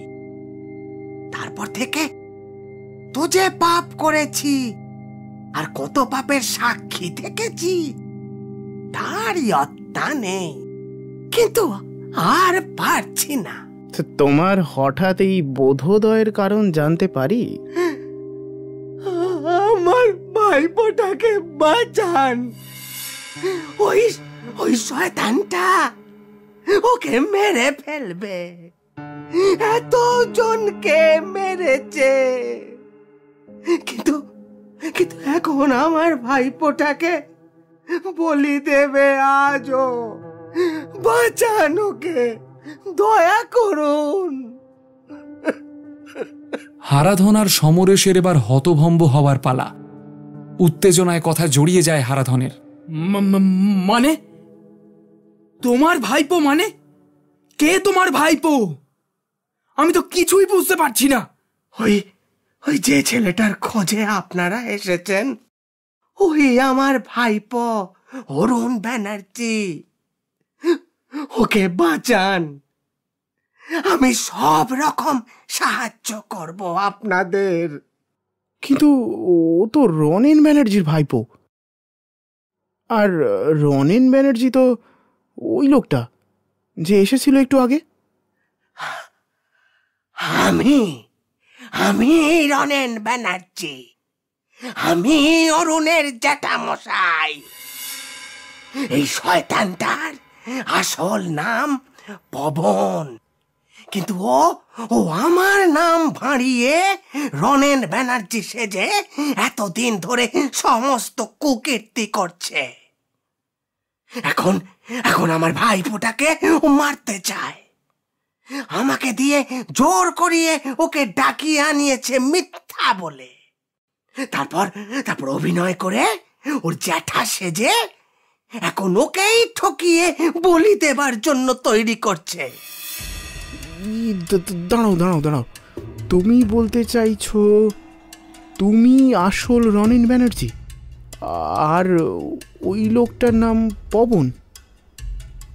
কিন্তু ও তোমার ভাইপোকে বলি দিতে চায় কেন? কারণ আমার ভাইপোর জন্ম পুনর্বসু নক্ষত্রে। আমার হাতে দিয়েই শয়তানটা আমার আমার ভাইপোকে বলি দিতে চায় ওই ওই ভূত ডামরের উদ্দেশ্যে। আগামীকালের মৌনী অমাবস্যায়। তারপর তারপর সেটা দিয়ে ভূত ডামর তন্ত্রের সব থেকে বড় সিদ্ধতান্ত্রিক হয়ে উঠবে ওই ওই শয়তানটা। আপনারা আপনারা বাঁচান আমার ভাইপোকে। এই পাপের ভার আর নিতে পারছি না আমি। কথা হারিয়ে ফেলে হারাধন আর সমরেশ। তারপরে দুজনেই কিছুটা সহানুভূতিশীল হয়ে ওঠে আসল রনেনের কথায়। কিন্তু আমাদের হাত পা তো একদমই কাজ করছে না, কিভাবে সাহায্য করব তোমাকে এই অবস্থায়? আমিও কিছু কিছু তান্ত্রিক ক্ষমতা আয়ত্ত করেছি এতদিনে। আপনাদের হাত পা সচলই আছে, কিন্তু ওই শয়তানটা আপনাদের বেঁধে দিয়েছে বশীকরণ করে। তাই আপনাদের মনে হচ্ছে আপনাদের হাত পা অচল হয়ে গেছে, কিন্তু ওই বাঁধন ছিন্ন করে দেব। কিন্তু কথা দিন, আপনারা আমার ভাইপোকে ওর খপ্পর থেকে উদ্ধার করবেন। আমি আপনাদের সব রকম সাহায্য করব। আমরা তো অরুণ বাবুর কথা চিন্তা করেই এত ভোরে এসেছিলাম এখানে। এখন আমরাই বন্দী হয়ে গেছি। আপনি আমাদের মুক্ত করুন, তারপর বাকি পরিকল্পনা করে নেওয়া যাবে। শুনুন, যা করার আজই করতে হবে। কাল অমাবস্যা, কালকেই বলির আচার অনুষ্ঠিত হবে। কাল ওই শয়তানটা বশ করে নেবে অরুণকে, আর কালকের আগে ওই শয়তানটা আপনাদের নিয়েও আপাতত মাথা ঘামাবে না। তাই যা করার আজ রাতের মধ্যেই করতে হবে। রনেন ওদের দুজনের বশীকরণের বন্ধন ছিন্ন করে দিল। ওরা দুজনেই উঠে দাঁড়িয়ে আগে হাত পা ঝেড়ে কোমরটাকে আগুপিছু করে আড়মোড়া ভাঙল। তারপর চটপট যা ছিল খেয়ে নিল। এবার প্ল্যানটা করে ফেলা যাক হারাদা, কিভাবে আমরা এখান থেকে বেরোবো আর অরুণকে উদ্ধার করব। আপনারা এখন এই ঘরেই চুপ করে বসে থাকুন। ওই নকল রনেন ওরফে পবন যদি আসে, আপনারা এমন ভাব করবেন যেন যেন আগের মতোই অবস্থাতেই আছেন। সময় মতো আমি আপনাদের এখান থেকে বের করে নিয়ে যাব। আচ্ছা শুনুন, আপনি একটা কাজ করবেন, অরুণকে এক সুযোগে আসল সত্যিটা জানিয়ে দিতে পারবেন? তাহলে ও সজাগ হয়ে যাবে আর আমাদের কাজটাও সহজ হবে। সেই চেষ্টা আমি কয়েকবার করেছি, কিন্তু সম্ভব হয়নি। দেখছি আমি। থালা নিয়ে ঘর থেকে বেরিয়ে যায় রনেন। সমরেশ আর হারাধন একটু নিচু গলায় নিজেদের মধ্যে সাজিয়ে নিতে চাইল পরবর্তী কার্যপদ্ধতি, কিন্তু কিছুই তাদের মাথায় আসছে না। ওই লোকটার অলৌকিক শক্তি যদি সত্যিই থাকে, ওরা তার বিরুদ্ধে তো কিছুই করতে পারবে না। এসব বিষয়ে কোনো ধারণাই নেই ওদের। তার থেকে কিছু একটা বুদ্ধি বের করতে হবে। আসল রনেন যদি অরুণকে একবার জানিয়ে দিতে পারে যে সেই ওর আসল জ্যাঠা, আর ওই শয়তানটা ওর জ্যাঠার নাম নিয়ে ওকে বোকা বানাচ্ছে, তাহলে সুবিধা হবে। ওদিকে নকল রনেন ওরফে পবনের অভিনয়ে গলে গেছে অরুণ। সে জানেও না পর্দার আড়ালে কোন ষড়যন্ত্রের জাল বোনা আছে। এবার চোখ মুছে নকল রনেন ওরফে আসল পবন হাঁক দিল, পবন, পবন, এদিকে আয়। ডাক শুনে ঘরে ঢুকে আসল রনেন ওরফে নকল পবন। আর চোখে একবার তাকায় অরুণের দিকে। ডুকরে কেঁদে উঠতে ইচ্ছা করে ওর, একবার জড়িয়ে ধরতে ইচ্ছা হয় নিজের ভাইপোকে, কিন্তু এখন সে নিরুপায়। মনকে শক্ত করে, তারপর ধীরে ধীরে বলে, বলুন কর্তা মশাই। অরুণকে নিয়ে আয় আমার পুজোর ঘরে, আমি গিয়ে সব ব্যবস্থা করি। আজকের পুজোর দুপুর হতে চলল। কাল রাতে ও যা দেখে ভয় পেয়েছিল, আজ দিনের বেলায় দেখলে হয়তো ও একটু বুঝতে সহজ হবে। তুই পবনের সঙ্গে একটু পরে সাধন কক্ষে আয় বাবা অরুণ। ঠিক আছে জ্যাঠামশাই। আচ্ছা, তার আগে পবন কাকার সঙ্গে একটু বাড়িটা ঘুরে দেখব, মানে কিছুই তো দেখলাম না কাল থেকে। আসল রনেনের দিকে একবার ক্রূর দৃষ্টি হেনেই ঘর থেকে বেরিয়ে যায় আসল পবন। ও পবন কাকা, চলো না, একটু ঘুরিয়ে দেখাও না বাড়িটা। আসল রনেন আর থাকতে না পেরে হঠাৎই জড়িয়ে ধরে অরুণকে। অরুণ চমকে ওঠে। এই বয়স্ক মানুষটা এভাবে তাকে জড়িয়ে ধরছে কেন? মানুষটার আবেগের আতিশয্যে হতচকিত হয়ে যায় সে। কিন্তু একজন বয়স্ক মানুষ এভাবে আবেগতাড়িত হয়ে জড়িয়ে ধরায় অরুণের ইচ্ছা করে না তাকে সরিয়ে দিতে। সেও আলতো করে জড়িয়ে ধরে ওনাকে। রনেনের চোখের জল বাঁধ মানেনি। অরুণের কাঁধের কাছে জামাটা ভিজে যায় রনেনের চোখের জলে। খুব শান্তভাবে ধীরে ধীরে অরুণ বলে, কি হয়েছে পবন কাকা, কাঁদছ কেন? কোনো রকমে রনেন সামলে নেয় নিজেকে। অরুণকে ছেড়ে দিয়ে চোখ মুছে ধরা গলায় বলে, ও কিছু না বাবা, বয়স হয়েছে তো, তাই মাঝে মাঝে হিতাহিত জ্ঞান হারিয়ে ফেলি। কিছু মনে করবেন না ছোট বাবু। না না, মনে করবো কেন, তুমিও তো আমার জ্যাঠামশাইয়েরই মতো। রনেনের চিৎকার করে বলতে ইচ্ছা হয়, আমি তোর আসল জ্যাঠামশাই বাপ। আমার নাম ভাড়িয়ে যে তোকে নিয়ে খেলছে ও একটা মূর্তিমান শয়তান। কিন্তু কিছু বলে না রনেন, চুপ করে থাকে। এখানে এসব কথা বলাটা ঠিক হবে না। সুযোগের অপেক্ষা করতে হবে, তাড়াহুড়ো করা যাবে না। একটু গলা খাঁকারি দিয়ে সে বলে, চলুন ছোট বাবু, আপনাকে বাড়িটা ঘুরিয়ে দেখাই। হ্যাঁ চলো। অরুণকে বাড়ির এদিক সেদিক দেখাতে দেখাতে রনেন তাকে নিয়ে আসে একতলার ওই বিরাট হলঘরটার একদম কোণার দিকে। গতরাতে খেয়াল করেনি অরুণ, এখানে একটা ছোট কুঠুরি মতো আছে, বাইরে থেকে শিকল তোলা। কৌতূহলী হয়ে সে জিজ্ঞাসা করে, এটা কি? কোনো কথা না বলে রনেন শিকল খুলে ঢুকে যায় ঘরে। তার পিছনে অরুণও ঢোকে।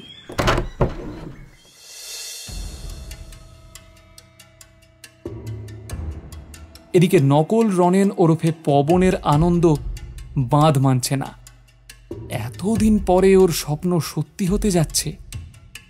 আগামীকাল ওই ছেলেটাকে ভগবান ভূত ডামরের উদ্দেশ্যে বলি দিতে পারলেই সে হয়ে উঠবে এই ভূত ডামর তন্ত্রের সব থেকে সিদ্ধ পুরুষ। তখন গোটা দুনিয়া তার পায়ের তলায় থাকবে। ভূত ডামরের মূর্তিটার দিকে এক দৃষ্টিতে চেয়ে থাকে সে।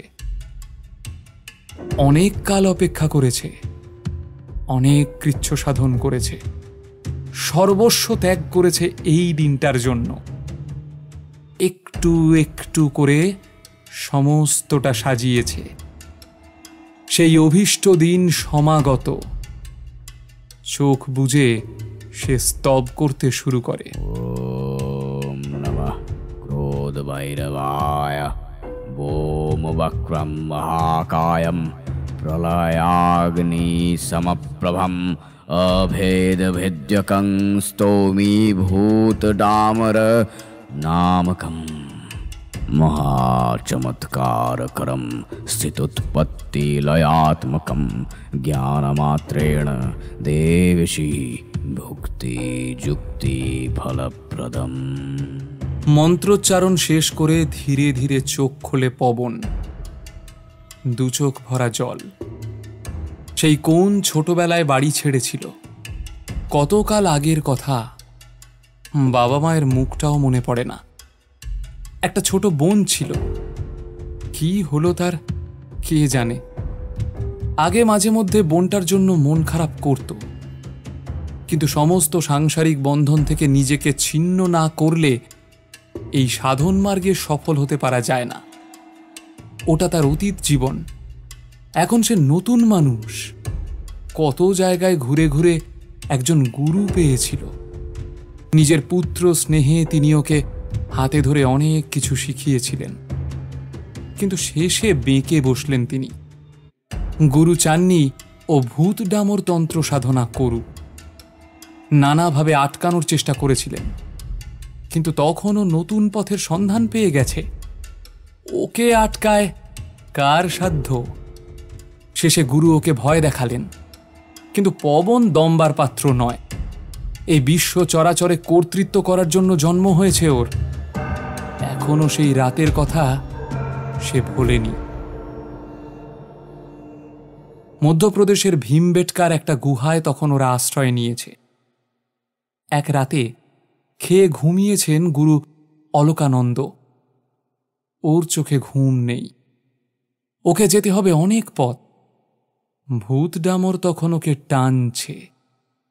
শয়নে স্বপনে জাগরণে তখন ওর সামনে একটাই হাতছানি। এই বুড়োটাকে এতদিন সব কিছু দিয়ে সেবা করেছে সে, একটা টুঁ শব্দ করেনি। যখন যা বলেছে তাই করেছে। সেও ওকে পিতৃস্নেহে কিছু কিছু শিখিয়েছেন ঠিকই, কিন্তু আসল জিনিসটাই ওর থেকে লুকিয়ে রেখেছেন। এখন যখন ও জানতে পেরেছে এই সাধন মার্গের কথা, তখন ওকে তিনি বাধা দিচ্ছেন। এটা অন্যায়। গুরু তো পিতা তুল্য, কিন্তু বাবারা কি সন্তানের উন্নতিতে বাধা দেয়?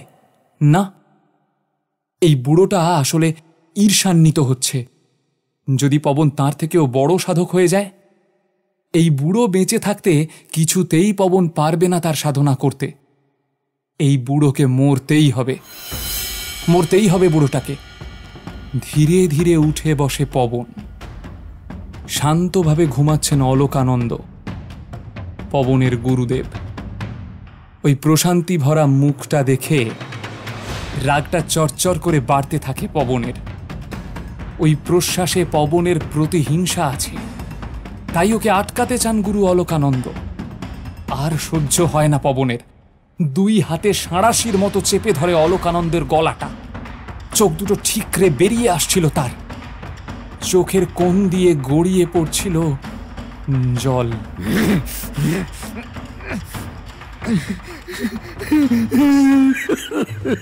ক্ষমা কর, ক্ষমা করো, এছাড়া আর পথ নেই, আমার ক্ষমা করো। কিন্তু ওর সাঁড়াশির মতো হাত দুটো আরো আরো চেপে বসছিল অলোকানন্দর গলায়। পবনের হাত দুটো ধরে ছাড়ানোর বৃথা চেষ্টা করছিলেন তিনি। পবনের ধমনীতে তখন জোয়ার উঠেছে। ধীরে ধীরে শিথিল হয়ে আসে গুরুদেবের শরীরটা। বিস্ফারিত চোখের দৃষ্টি স্থির হয়ে যায়, কিন্তু পবন আশ্বস্ত হয় না। পাশে থাকা গুরুদেবের কমণ্ডলুটা দিয়ে পর পর আঘাত করতে থাকে তার মাথায়। খুলিটা ফেটে বহু চির হয়ে যায়।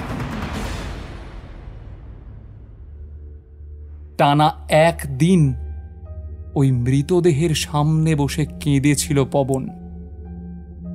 তারপর ওই গুহার পাশেই জঙ্গলে গুরুদেবকে সমাধিস্থ করেছিল।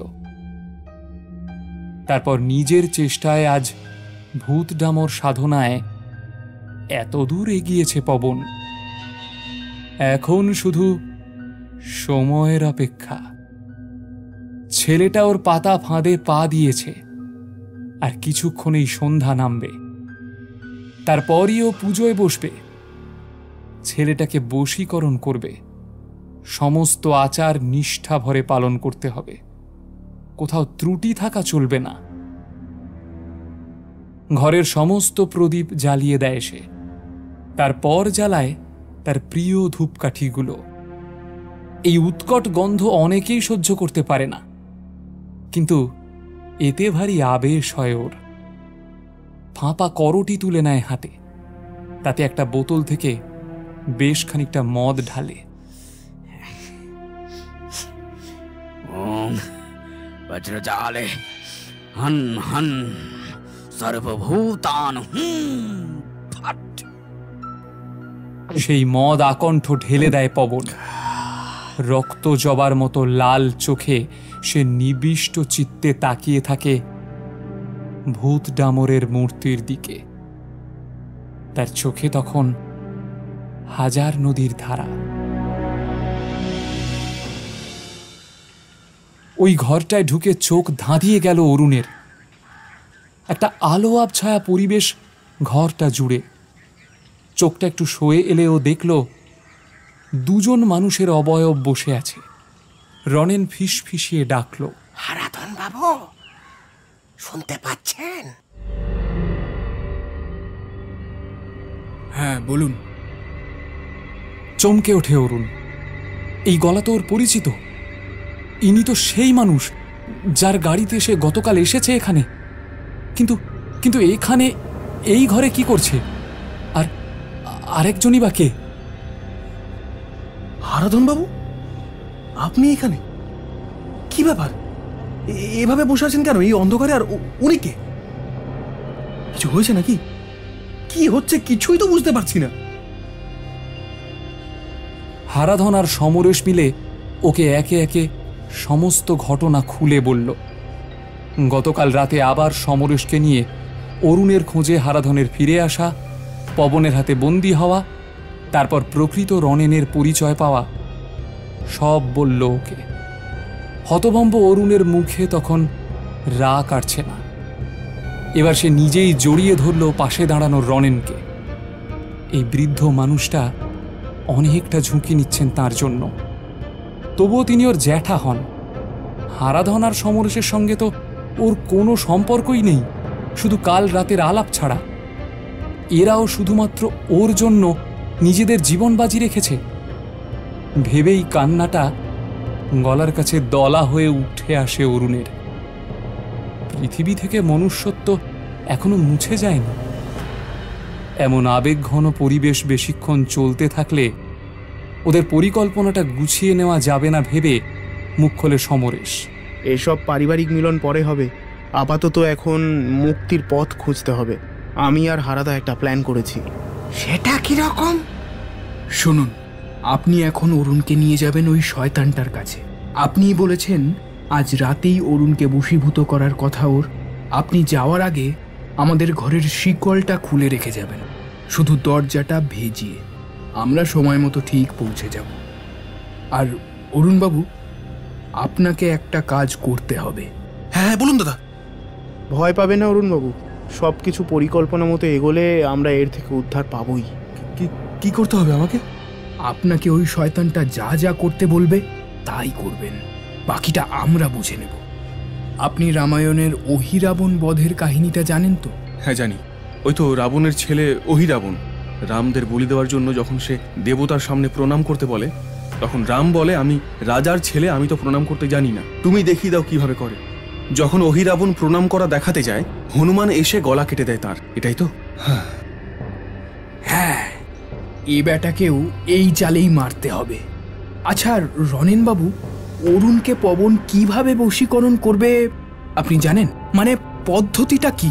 পবন আসলে অরুণকে দেখাতে চাইবে যে সে ওকে তার সাধন ফল দান করছে, আদতে ছলনা করছে। একটা করটিতে মন্ত্রপুত মদ নিয়ে সেটা অরুণকে খাওয়াবে, দংষ্টা করালিনী মুদ্রা ধারণ করে। অরুণের বিশ্বাস অর্জনের জন্য ওকেও হয়তো ওরকমই কোনো মুদ্রা করে চোখ বুজে কিছু মন্ত্রোচ্চারণ করতে বলবে। ইউরেকা, ওটাই আসল মুহূর্ত। ওই সময়টুকুতেই আমাদের যা করবার করতে হবে। শুনুন অরুণবাবু, ওই কি সব করালবাসিনী নাকি মুদ্রা ফুদ্রা বলল? সমরেশের কথার মাঝে বলে ওঠে রনেন, দংষ্টা করালিনী মুদ্রা। ওই একই হলো, বড্ড খটোমটো নাম। ওই মুদ্রা করে যখন তোমাকে চোখ বুজে মন্ত্রপাঠ করতে বলবে, তুমি বলবে আগে একবার দেখিয়ে দিতে, কারণ তুমি তো এসব জানো না। বাকি কাজটা রনেনবাবু আপনাকে করতে হবে। আলতো করে ঘাড় নাড়ে রনেন। যা বোঝার সে বুঝে যায়। অরুণ সবটা বুঝতে না পারলেও এটুকু বুঝে যায় খুব সাবধানে তাকে বাকি অভিনয়টুকু করতে হবে। সে যেভাবে ভীত, তাতে কাজটা খুব একটা সহজ হবে না, কিন্তু এটাই একমাত্র পথ। এখন বাকিটা আপনার হাতে অরুণবাবু। আপাতত আপনারা যান, না হলে শয়তানটা সন্দেহ করতে পারে। হারাধনের কথার গুরুত্ব বুঝে বেরিয়ে যায় রনেন আর অরুণ। ওই চোরা কুঠুরির শিকলটা আর লাগায় না রনেন।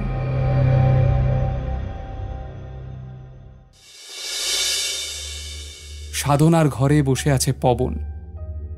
এত দেরি হচ্ছে কেন ওদের আসতে? সন্ধ্যা সমাগত প্রায়। একটু চিন্তিত হয় পবন। এমন সময় অরুণকে নিয়ে ঘরে ঢোকে রনেন। কিছুটা বিরক্তি নিয়েই পবন জিজ্ঞাসা করে, এত দেরি হলো? তুমি জানো না সময়ের মূল্য কত? অপগণ্ড কোথাকার। পবন ঝাঁঝিয়ে ওঠে আসল রনেনের উদ্দেশ্যে। ওর নকল জ্যাঠা সেজে থাকা পবনের দিকে তাকিয়ে এবার ভয়ের থেকে ঘৃণা বেশি হয় অরুণের। ইচ্ছা হয় এক্ষুনি একটা ঘুষি বসিয়ে দেয় ওর মুখে। অনেক কষ্টে নিজের ইচ্ছাকে দমন করে অরুণ। গলাটা স্বাভাবিক রাখার চেষ্টা করে বলে, এবার আমাকে কি করতে হবে জ্যাঠামশাই? তুমি বসো আমার পাশে। এখন আমি পূজা প্রক্রিয়া শুরু করব। মন দিয়ে দেখবে আর যা যা করতে বলবো করবে। কোনো চিন্তা নেই, আমি সব দেখিয়ে দেব। মাথা নেড়ে সম্মতি জানিয়ে চুপচাপ পবনের পাশে বসে অরুণ। রনেন দাঁড়িয়ে আছে ওদের পিছনে। সে একবার ভালো করে দেখে নেয় পবনের পাশে রাখা সিঁদুর মাখানো খাঁড়াটা। অপরদিকে ওই ঘুপচি ঘরে অপেক্ষা করছে হারাধন আর সমরেশ। এক কাজ কর শুনু, তুই বেরিয়ে চলে যা আমাদের পাড়ায়, আর এই নে গাড়ির চাবি, গাড়িটা নিয়ে যা। গ্রামের লোককে সব বলবি, শুধু ওই শয়তানটাকে মেরে হবে না, এই অভিশপ্ত বাড়িটাই জ্বালিয়ে দিতে হবে। আমি এদিকটা দেখছি, তুই যা তাড়াতাড়ি। কিন্তু হারাদা, তোমাকে একা ফেলে এভাবে? আমার কিচ্ছু হবে না, আমি এদিকটা ঠিক সামলে নেব। তোর কথা পটাশপুরের লোক শোনে, তুই বললেই সবাই দল বেঁধে আসবে। এখন ওই শয়তানটা এদিকে এত খেয়াল করবে না। আমার কিচ্ছু হবে না, যা বলছি কর, এটাও খুব দরকারি। এক প্রকার ঠেলতে ঠেলতে সমরেশকে ঘর থেকে বাইরে নিয়ে যায় হারাধন। সমরেশের মনে একটা অজানা আতঙ্ক বাসা বাঁধলেও শেষ পর্যন্ত হারাধনের কথা মেনে নিয়ে ছুট লাগায়। বাড়ি থেকে বেরিয়ে কাঁচা রাস্তাটা ধরে দৌড়তে থাকে গাড়ির দিকে। হারাধন ভালো করে চারিদিকে চোখ বুলিয়ে নিয়ে পা টিপে টিপে সিঁড়ি দিয়ে উঠতে থাকে দোতলায়। দোতলার একদম শেষ প্রান্তে একটা ঘর থেকে আসা আলোর রেখা চোখে পড়ে ওর। খুব সাবধানে এগোয় ওদিকে। নিচ থেকে এক কোণে থাকা একটা শক্ত লাঠি নিয়ে এসেছে সে। সেটাকে শক্ত করে ধরে এগিয়ে যেতে থাকে।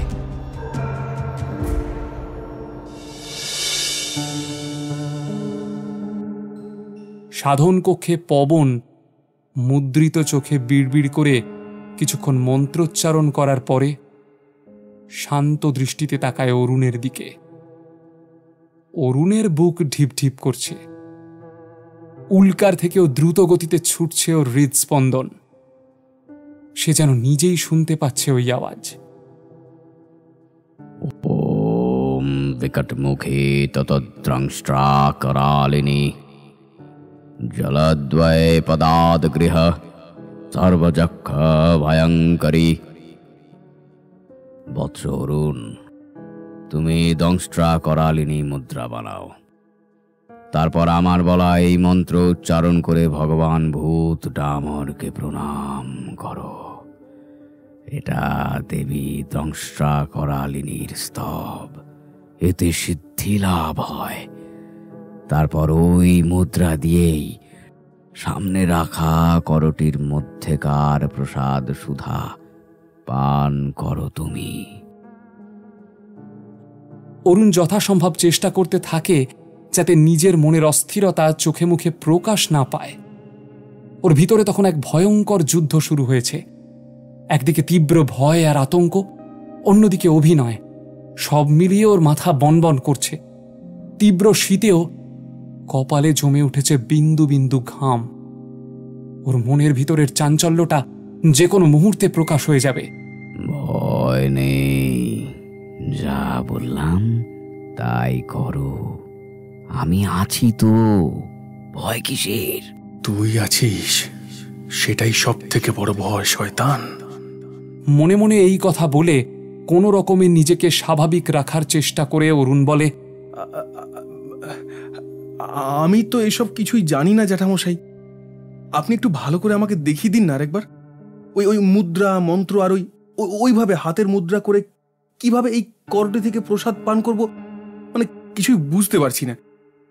যদি কিছু ভুল হয়ে যায় তাহলে তো সর্বনাশ হয়ে যাবে।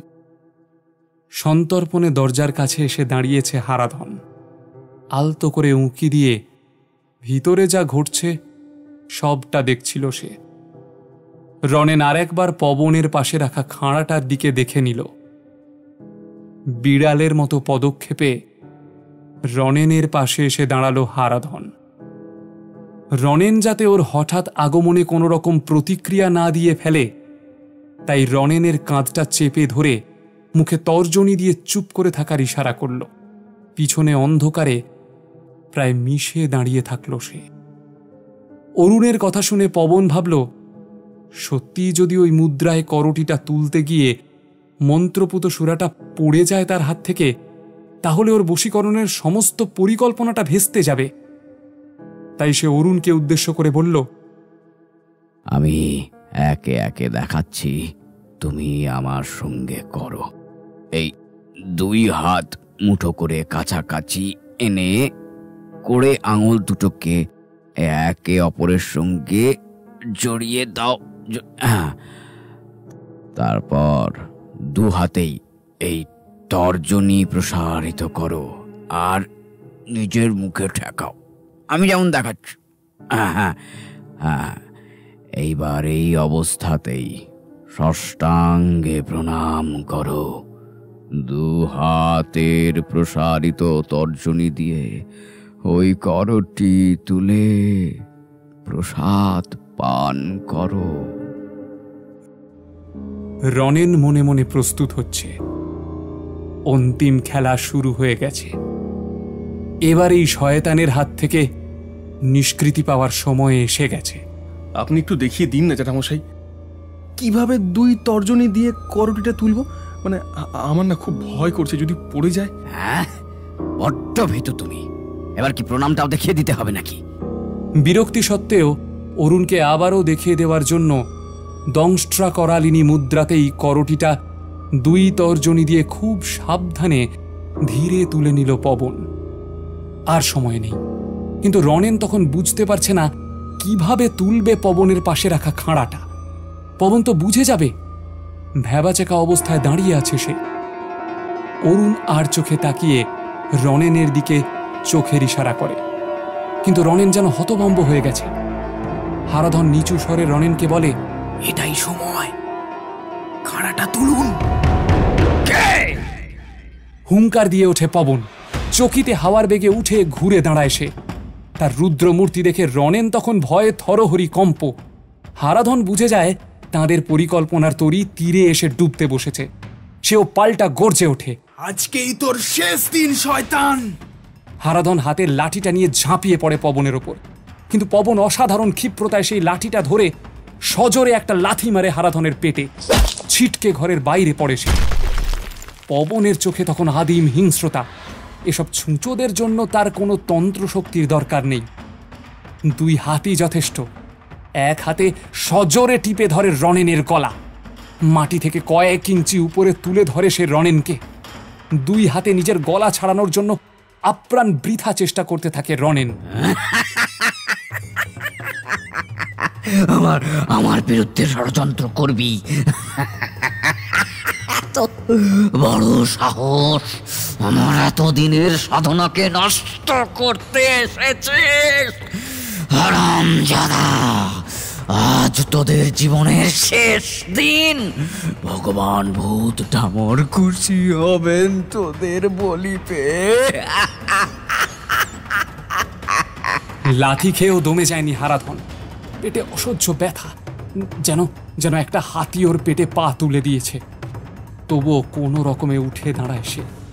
চিৎকার করে ছুটে যায় পবনের দিকে, কিন্তু একই ক্ষিপ্রতায় ওর গলাটাও বাঁ হাত দিয়ে সজোরে টিপে ধরে পবন।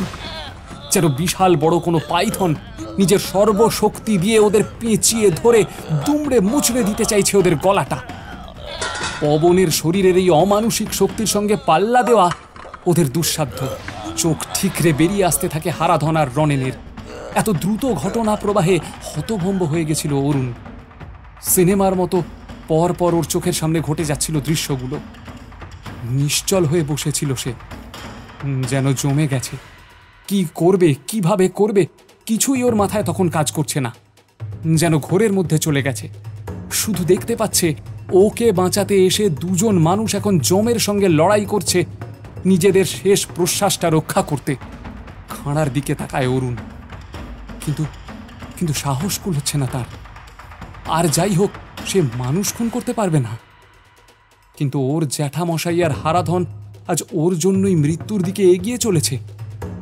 ওকে কিছু করতেই হবে। কিন্তু সমস্ত ঘটনায় যে মানসিক শক ওর লেগেছে, সেটাই ওকে প্রায় নিশ্চল করে দিয়েছে। মায়ের মুখটা খুব মনে পড়ছে, মৃত বাবার মুখটাও। কত স্বপ্ন। চোখটা বন্ধ করে ফেলে সে। ঘোর লাগা অবস্থায় টলতে টলতে উঠে দাঁড়ায় অরুণ। সিঁদুর মাখা খাঁড়াটা প্রদীপের আলোয় চকচক করে ওঠে। প্রচন্ড জোরে চিৎকার করে ওঠে অরুণ, যেন ওর বিক্ষিপ্ত হয়ে যাওয়া শারীরিক মানসিক সমস্ত শক্তিকে সংহত করার চেষ্টা করে সেই চিৎকারের মধ্য দিয়ে। আর সেই চিৎকারের মধ্য দিয়ে দুর্বার গতিতে খাঁড়াটা নেমে আসে। পবনের কর্তিত মাথাটা তখন লুটাচ্ছে মেঝেতে। রক্তের বন্যায় ভেসে যাচ্ছে সমস্ত ঘর। হারাধন আর রনেনও মুঠো আলগা হয়ে মেঝের মধ্যে ছিটকে পড়ে। মুখ খুলে জোরে জোরে শ্বাস নেয় হারাধন, কাঁচতে থাকে। কিন্তু রনেনের শরীরটা স্থির, চোখ দুটো ঠিকরে বেরিয়ে এসেছে। হারাধন কয়েকবার রনেনের শরীরটা ধরে ঝাঁকুনি দেয়, কিন্তু কোনো সাড়া নেই। নিজের গলায় হাত বুলাতে বুলাতে আর কাস্তে কাস্তে সামনের দিকে তাকিয়ে ভয়ে কেঁপে ওঠে হারাধন।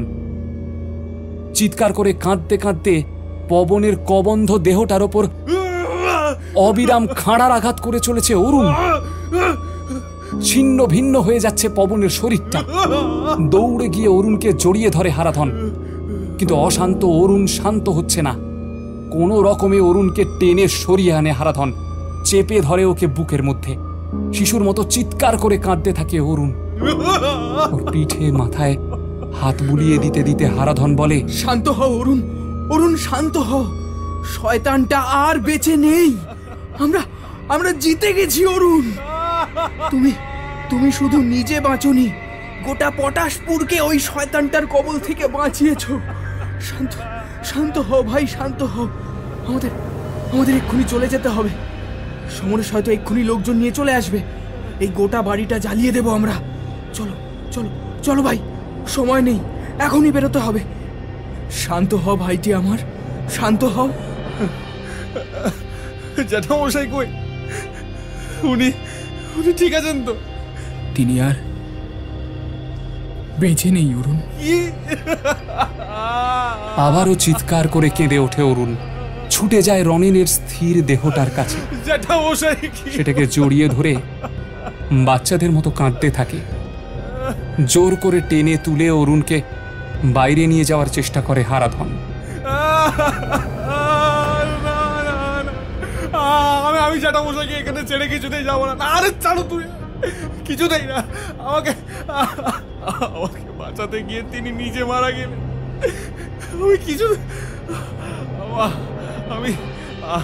আমি কিছুতেই তাকে এখানে ফেলে যাবো না জেঠু। হারাধন আর অরুণ ধরাধরি করে রনেনের দেহটা নিয়ে আসে বাড়ির বাইরে পুকুরটার কাছে। বহু মানুষের কোলাহল ভেসে আসে ওদের কানে। সর্বাগ্রে সমরেশ, আর তার পিছনে ভেঙে পড়েছে গোটা পটাশপুর। সমরেশ এসে জড়িয়ে ধরে হারাধনকে। আমার যে কি ভয় করছিল হারাদা, তোমরা তো অসাধ্য সাধন করেছো। তারপরেই দেখে রনেনের নিশ্চল দেহটার কাছে বসে আছে ক্রন্দনরত অরুণ। কাছে গিয়ে অরুণের পিঠে হাত রাখে সান্ত্বনার ভঙ্গিতে। ফুপিয়ে ফুপিয়ে কাঁদতে থাকে অরুণ।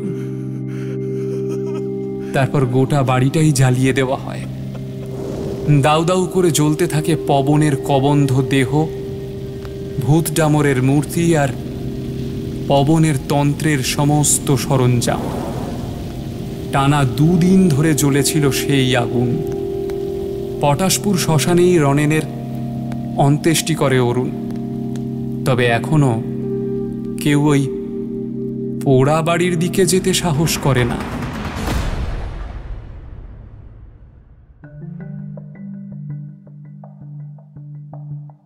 শুনলেন ভূত ডামর, কাহিনী নীলাশিস বসু, নাট্যরূপ দ্য ইঙ্ক পোর্টালের পক্ষ থেকে উমা কুণ্ডু। গল্পের সূত্রধার আমি নবনীতা ভট্টাচার্য।